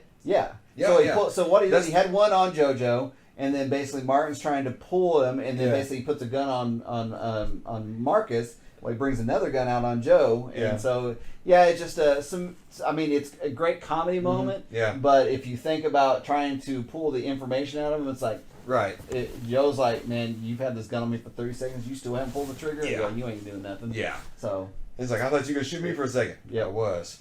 So, and what's funny is that if I remember correctly, we have to go back and watch it. But in Bad Boys 3, he has a very similar moment with Khaled when he's trying to get information out of him. That scene does not last as long. He's got. Oh yes, yeah. So exactly. I mean, he gets. But he also didn't have anybody to play off. Martin true. wasn't in that scene. It's true. So I mean, I think they realized as the movie went on that the true strength of this film was the two of them. Oh yeah, I agree. Especially again they the longer they go on, there's no there's not a lot of scenes where they're separated. Right. As the Whip foot out, big boy. we're on your forehead. I'm sorry, I had to interrupt you because how many times have we done that? Yeah. How many But times? You know who you're talking to? That's King Ding-a-ling Ding-a-ling over there. Why don't you whip it out for me, big boy? Right on your forehead. Yes, absolutely. And then we have another. I do really think that the three of them together, Martin, Will, and Tia Leon, I think they do really have good chemistry. They did have good chemistry. Once they got all three together, yeah, the chemistry here was good. I really like the whole play off each other, and especially the attitude. Because she's kind of got that. She's got an attitude, but she's still kind of flaky. Yep. I mean, the character still comes off as a bit flaky. So I mean, I want motherfucking swimming ducks up in here. Okay, so this is probably another little bit of a warp for me is the fact that Will, I'm just not playing cop. We saw that, and then he's gonna let basically her take a look, and then not only take a look, but actually stand up almost to see this, and it's like, I'm like, who are you? Why are you? One, why are you here? Okay, we're watching, and it's like, what's it gonna hurt? Well, you know what? As a cop, you suspect something's gonna hurt. You fire a goddamn bullet over here, it's going to hurt. Exactly. And that's a great part by Martin is the fact that his line is like, she fired a bullet over here, is going to hurt. That kind of thing. It's like Charlie's Angels. Yeah, I know, exactly. So, again, I just really wish... okay, what movie is that the kids are watching on TV? Is that Terminator? Nope, Striking Distance, Bruce Willis. Is it? Yes, okay. Striking Distance. All right. In the Chicago I did not know that. And I did not know that. I did not know that. And then, of course, the jig is up. The jig is up. Yeah. But you said Daddy was in Cleveland. No, your daddy just wishes he was in Cleveland. Yeah. Get out of here. There it is. Wish he was in Cleveland. Yeah. And so again, we're coming back to they figured out who Fouché is. Right. They're basically just they're getting ready to go arrest him essentially at this point. So here's another thing. I know Mike basically lives alone, but. Obviously, he brings women to his place. Why has he got that? Why has he got a cabinet that is literally not locked at all? Yeah. Not to mention, we already know Julie's stolen a gun once out of that cabinet. Yes. And got in trouble. Like, why didn't you clear that shit out by now? Yeah, I mean, true that. It's one as a cop, especially in the 90s. Yeah, and Chet knows exactly who. Oh yeah. Hey, Mrs. Lowry. Yeah. So again, which points back to the thing you pointed out earlier about if Chet knows who Teresa is, then they've obviously been to Mike's apartment multiple times. Exactly. So, but I do believe that's the silk shirt. That is the silk shirt. I agree. Seeing that there, I believe that is earlier. the silk shirt that Martin was wearing earlier. And I'm going to point something out later. Like it's a little later. I don't want to give it away, but now and again, here's where it all comes in. Yeah, I'm looking for my husband. That would be the tall one or the short one. The short one. The short one. The fact that she's got to put the short one. Yeah. The short one. Yeah. I mean, like really short. Like she really goes. She's like, and again, their reaction. Oh, hey, babe. Yeah. He's trying to smooth again. This is for one of the times I regret not being able to have any audio because this is pointless. This is priceless. So priceless. If at the end, if you actually own either the digital or the Blu-ray, there is deleted scenes where there are like 4 or 5 takes of Martin where he does the scene with different comments. Yes. It's not on mine. Really? Yes. On my digital there is. Wow, I'm going to have to download that and get it now because for those that don't know, we're watching this on Netflix. This is the Netflix copy that we put in or that we've queued up rather. Right. And oh hey, I like it. He still has the wedding ring on. Like, yeah. Oh yeah, baby. The whole uncomfortable is between the everything about it. I mean, for the first time ever, Mike Lowry is. Oh, that's having a slant. We use that line a lot. I saw it on the news. It'd be having a slant. Yeah. Oh yeah. That's fantastic. There's just. Well, actually, looking at this shirt, that is not silk. It is not, but I think later during the foot. Do we have a wardrobe change? We or may something? have. I don't know because well, I guess we'll find out because now of course now Marcus is trying to salvage the whole situation. Right. I do think to a certain extent it shows a little bit of shallowness in the character of Teresa's part at this point, that he would have to go through all these hoops and he couldn't just say, hey babe, here's what's going on. And why couldn't he just level with her and say, like, why is she, I mean, he's got what, 3-4 kids with her? Right. Why is she worried about this? I mean, well, I can only guess as a cop's wife. Cop's wife, and knowing that one, you're going to have to go undercover. Mm-hmm. Two, that you've basically had to go undercover to protect a witness that's already not tried to kill you only once but twice. Yeah. And to have that fear, and then basically on top of that being lied to. Yeah. Had he come clean with it in the beginning. That's what I mean. Like, why? Okay, I get you. But I guess he's like, don't worry, babe, I'll be fine. But of course, they're always, they're always going to worry. But the fact that, how'd you find this witness? Well, she called in. Well, okay, so what's going on? Well, we're having to keep her over at Mike's because she was trying to kill. I mean, how much can he convey to her that if it didn't come out later was how little of a lie? I do have to point out right here, since at the time this movie came out, it was an unknown property. I mean, it wasn't like it was existing IP. I didn't know if maybe Teresa was going to die right here. I didn't know if everybody in this scene was going to make it out. Right, the way this is shot, the way Teresa. I mean, the only people I really thought would definitely make it out would be at least Martin and Will. Yeah, and here's, matter of fact, there's a scene coming up here where Michael Bay and Will Smith actually had to stop rolling and have a debate because he did not like Will / Mike covering his head and cowering down like that. He said, "No, man, you're supposed to look heroic." And he's like, "No, dude, I'm taking fire here." You know, right. I mean, he thought he did not like the way that Will Smith played it. Really? But Will Smith kind of brought him around to his way of thinking, and he's like, "All right." And I think Michael Bay said, "Well, give me one like I want, and we'll shoot the other one." And whichever he, one obviously he went with the one that Will chose. Right. And of course, all's forgiven now when he gives her the gun. Now, ladies and gentlemen, I don't know how much cutting we're gonna be able to do back and forth, but we are now at the beginning and entering one of the greatest foot chases of all time ever shot. Probably the only foot chase probably better than this is one in Point Break, the original Point Break with Patrick Swayze. Yep. This thing is just funny scene right there is they were timed that with that bike runner there that actually they almost did hit him. Is that right? Yes, I remember reading that basically that the interviewed the guy there at the end and they were trying to time it and he's like I was literally half a step off and I almost got clipped. Oh wow. So okay, so this right here I'm going to talk, we talked about how they had to do all this stuff to get Will Smith, all the screen testing. Right here when they shot this scene, when he goes across this car, they shot this. That I don't know what point this was, but when he jumped up on that car with that gun and did that, Michael Bay, when he comes off camera, he yells "cut," and he looked at his camera operator and said, "Will Smith's going to be the biggest movie star in the world," and he was absolutely right. For a while there, he is. Yeah. I mean, Will probably hasn't had the notoriety of being such an action star as of late. Yeah. I mean, he still puts on a hell of an action show. I mean, in Gemini Man recently, I mean, he still is looking great. It wasn't well received. It wasn't well received, but I mean, he's still physically fit to do it. And of course, we're not saying he isn't using stunt doubles or anything like that. I mean, we understand that Will is getting up there in some ages, and he's he makes no bones about it. He used a stunt double all through Bad Boys 3. He didn't want to, but after the first day, I think the first day they shot the stunt was the rooftop fight. Yeah. And he's like, "Okay, man, let's let the stunt man do this." Where Martin's like, "Nah, man, I told the stunt man just do it."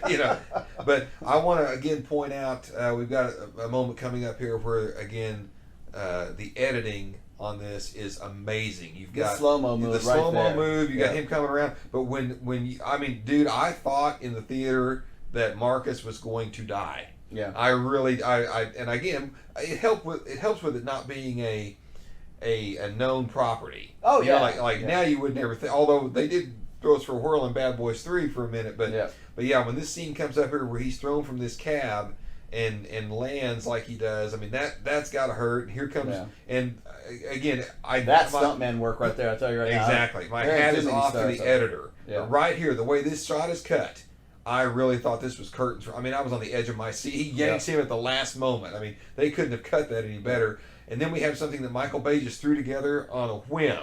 He said, "Lend me some dolly track in a circle." And they're like, "What?" I mean, again, they were fighting him. He's like, "Dude, this is going to be a trailer shot." Yep. Not only is it a trailer shot, I think it's become Michael Bay's signature shot. Oh, yeah. Well, not even so they even did the same shot in Bad Boys 3, the guys that took it over and stuff. You know, you're right. It's a money shot. That was the money shot for everything. And you know, with Will Smith, I think that was the scene that I think truly became the action star that he is known for today. Yes. So Martin was talking about when they shot this sequence. He's like, "Man, Will gets intense." Like in the scene, he says, "You know, Mike throws a phone." He's like, "Man, he didn't just throw a phone. He threw the phone." he's like, he broke part of the set when he threw that phone. He's like, "Will gets into it, man." Yep. Yeah. So. So again, I love. Again, I really wish they would have done more with this team up right Sinclair, here. yes, absolutely. I just wish there was so much more there. I mean, I know what her function is in the story and stuff, but again, I guess what makes a really great movie for me is that when you see not the main characters, not even the secondary, but these minor characters, and you're like, man, I'd like to see more of that. I know. That just makes the movie, I think, so much better. When you think that you want the third level character and you want to see more development. Yeah. I think it just helps make it kind of like how would we have felt if they made Ghostbusters 2 and not even brought Annie Potts and Rick Moranis back? Oh yeah, you know, I mean that's kind of how I look at that. And I did not look up the name of the athlete that's playing Fletcher. Right. And again, another great, just could have been a throwaway. Oh yeah. Throwaway character, and yet we have a fully formed character in this. Exactly. In the short time he does it, we find out that he is a convicted felon, basically a computer hacker. Yeah. We don't know what he did, but he got caught, he got brought in, and then basically they promised to help get him out of prison if they help him with this. If he'd help him with this. And of course, and we also established that his skills are such that, look, these cops are so stupid. You know, like he's like, you know, he finds that whatever he's doing is no challenge for him. Right. And of course, this goes back to Eddie, and again the reveal that Francine has been funneling information to them this whole time. Right. Which again, and I don't know who this actress is. I don't recall I've ever seen her in anything other than this. I've seen her some other things, and I can't remember her name off the top of my head. But I wanted to throw back a moment. So you were talking about the scene where basically. You know, Mike saves Marcus from the ran over and everything like that, and you're saying how it had you on the edge of the seat. I have not been on the edge of my seat like that, but the time that the two times that I've been on the edge of the seat like that with that intensity, that one and Die Hard when basically Bruce is fighting, getting pulled out the window with his hose. That was the same level of anticipation of where that scene was going, and it's like that's a good comparison because you know that's one of my. If I had a criticism of the Die Hard sequels, none of them have ever given me that moment again. None of, I mean, even the best sequel, which I think to be Live Free or Die Hard, none of them gave me that moment. Yep. So no, I totally agree with you there. So I was like, man, that scene and that one, because I mean, some people, who knows, maybe they don't relate with that scene like that, but that is the relation between the.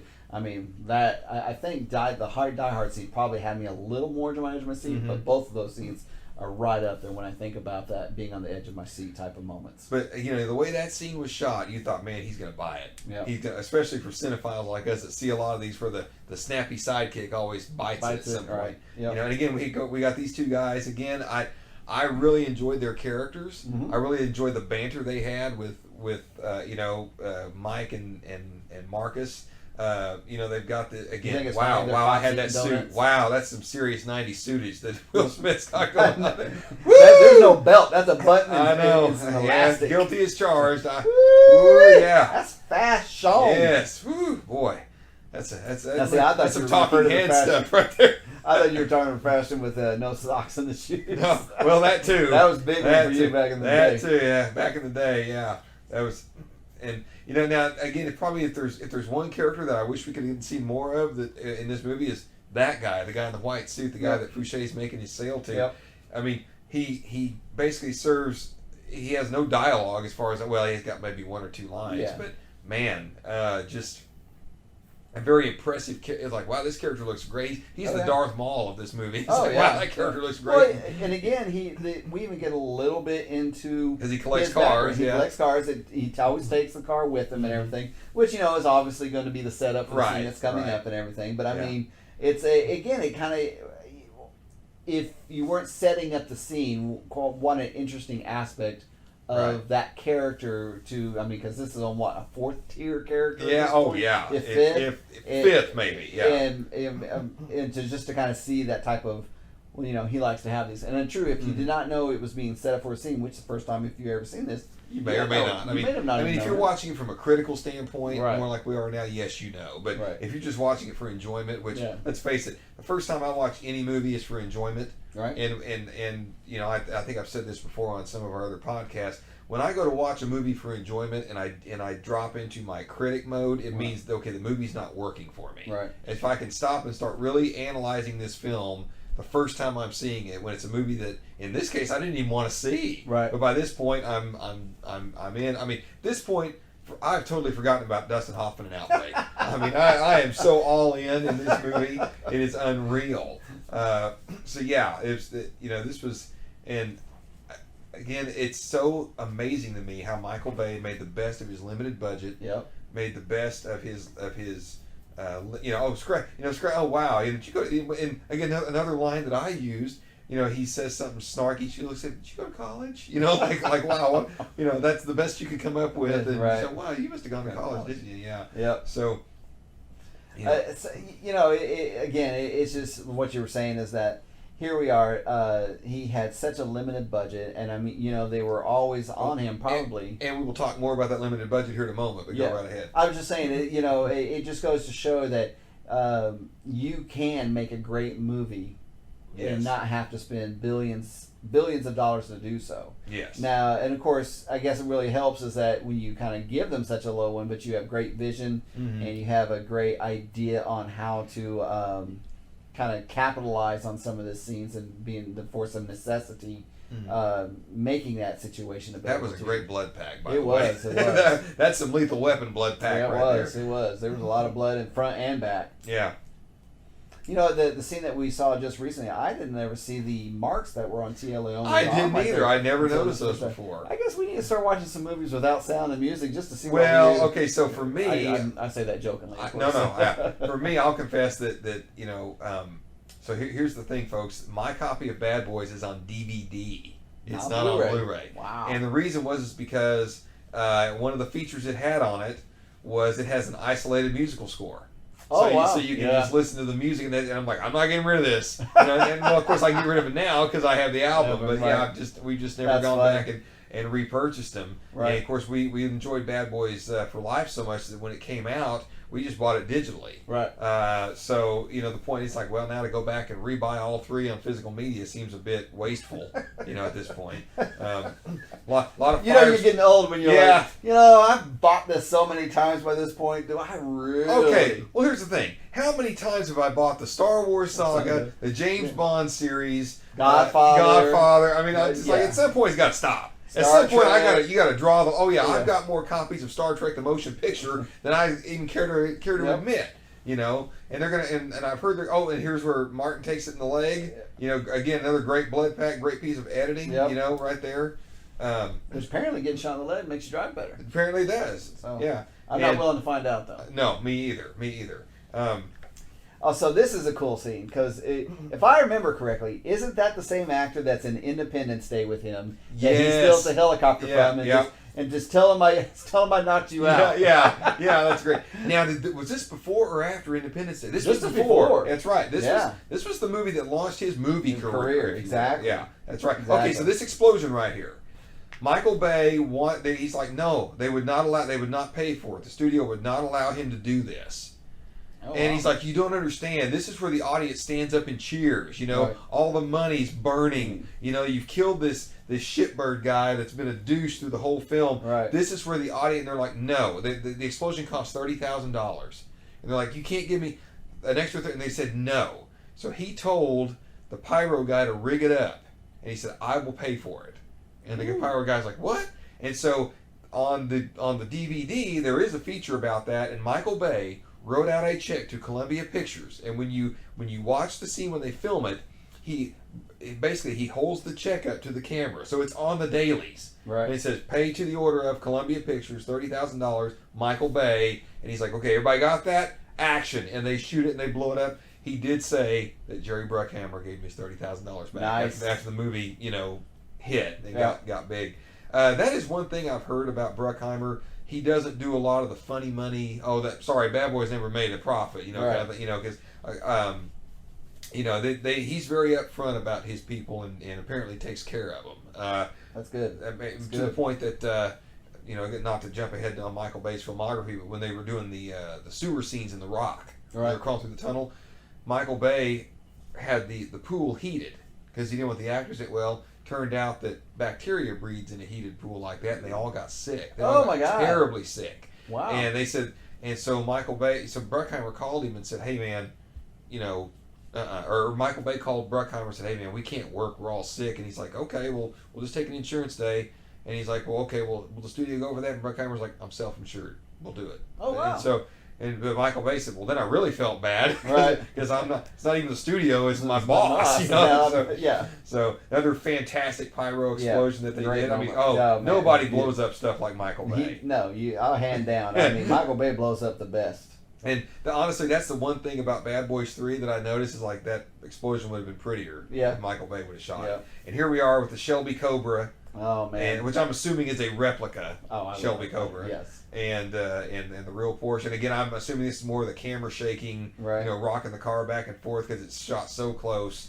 You got second unit out there doing this. I don't know. The cutout scenes and stuff. If they are, well, I mean, if you look at the window, there's not a lot of background movement. Yeah. Look, it's all out of focus. Yeah. Yeah. Everything with the windows being down, that allows the illusion of wind being blown through and stuff like that. And so, I guess that gunshot to your leg make you drive better. It's like, you've got to shut up and let him drive. I know. This is probably one of those scenes that it's just so intense. I know. And all it is just chasing him down, and it's like, in the close up and the seriousness of, and again, I guess it's again one of those times when we don't have any sound or music going with it. Just the sheer cut and scene. Well, and the way this is shot, I'd never seen a car chase shot this way before, where you're not really staying on the car. You're letting the car go out of frame, and you're everything you're not supposed to do. Now, funny story that Michael Bay's relayed about this sequence right here, when they shoot through and he crashes into the barricade. Of course, that's Michael Bay's Porsche, so I'm sure he got the world's best stunt driver to do that. You make it through those. You make it through that opening. Yeah. But apparently there was a pickup shot that they never got. Oh, yeah? Okay, so when he hits here, I guess there was some coverage that they never got. Well, the trashed out Cobra was taken to the Hard Rock in California, which is where the whole cast was going after the premiere. Okay. So that morning, he got to Cherry Chiquinco, I'm sorry if I mispronounced it, and the crash, and they shot this at the Hard Rock. Oh, wow. Yeah, he's like, let me just put some soot on your, it may not even got hit, but he's like, put on this jacket, and they set the camera up right there at the Hard Rock and shot that coverage right there. Oh, wow. Now that was obviously not, but, of course. But they shot that insert shot of him getting out of the car. They realized they needed that. Right. And they're like, well, let's just go to the Hard Rock and shoot it. And so I thought that was a very interesting. That's cool. I love those little tidbit type stuff like that. That's interesting stuff. He ain't worth it. He ain't worth it, man.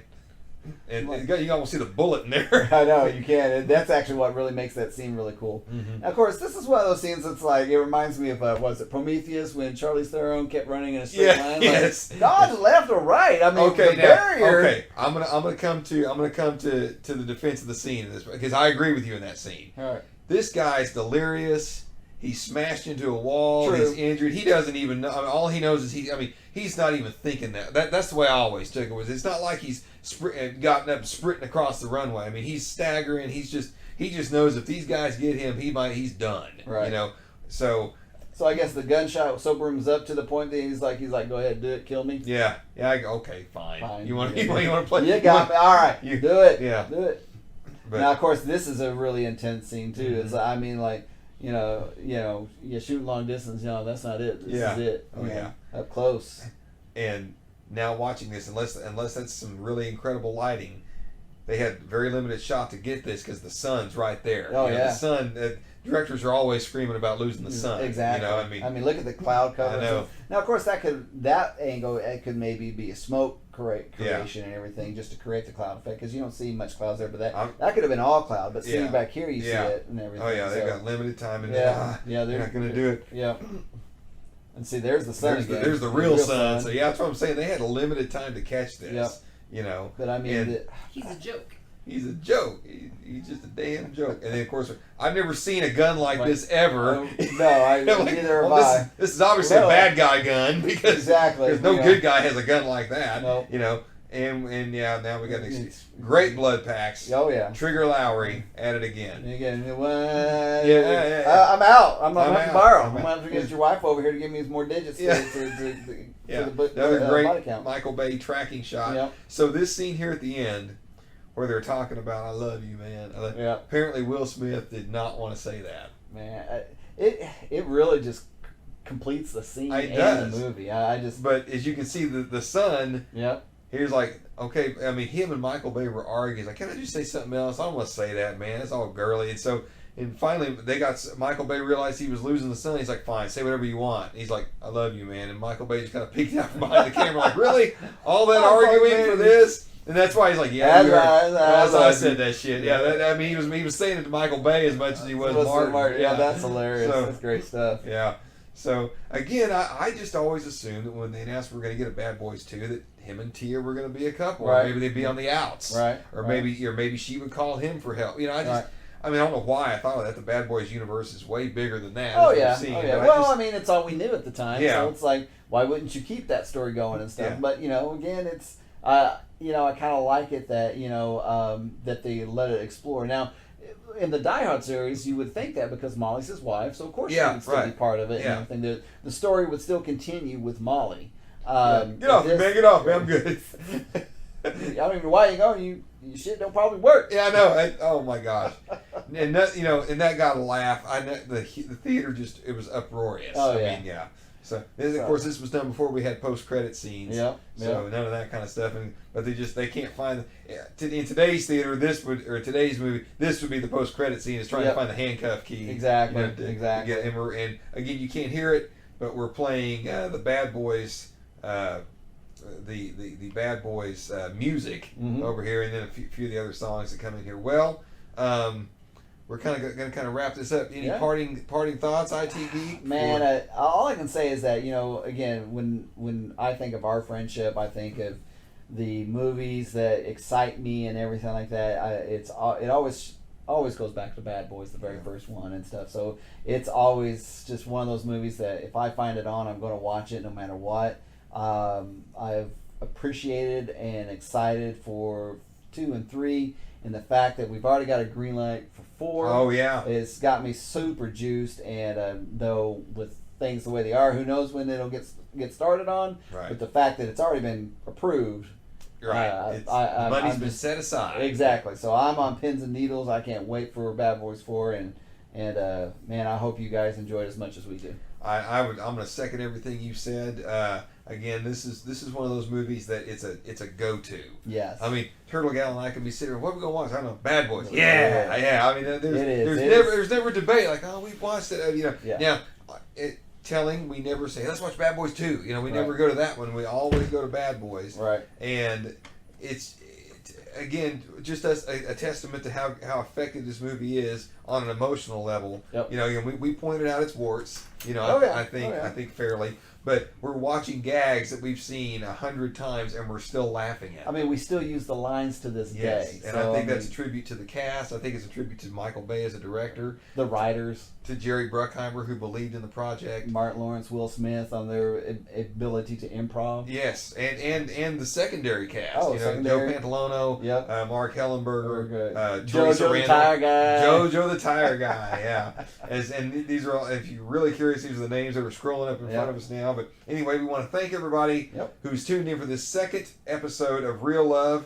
And for that, I am Geek Boy, and this is ITGeek. And we're signing off. Peace, guys. Later.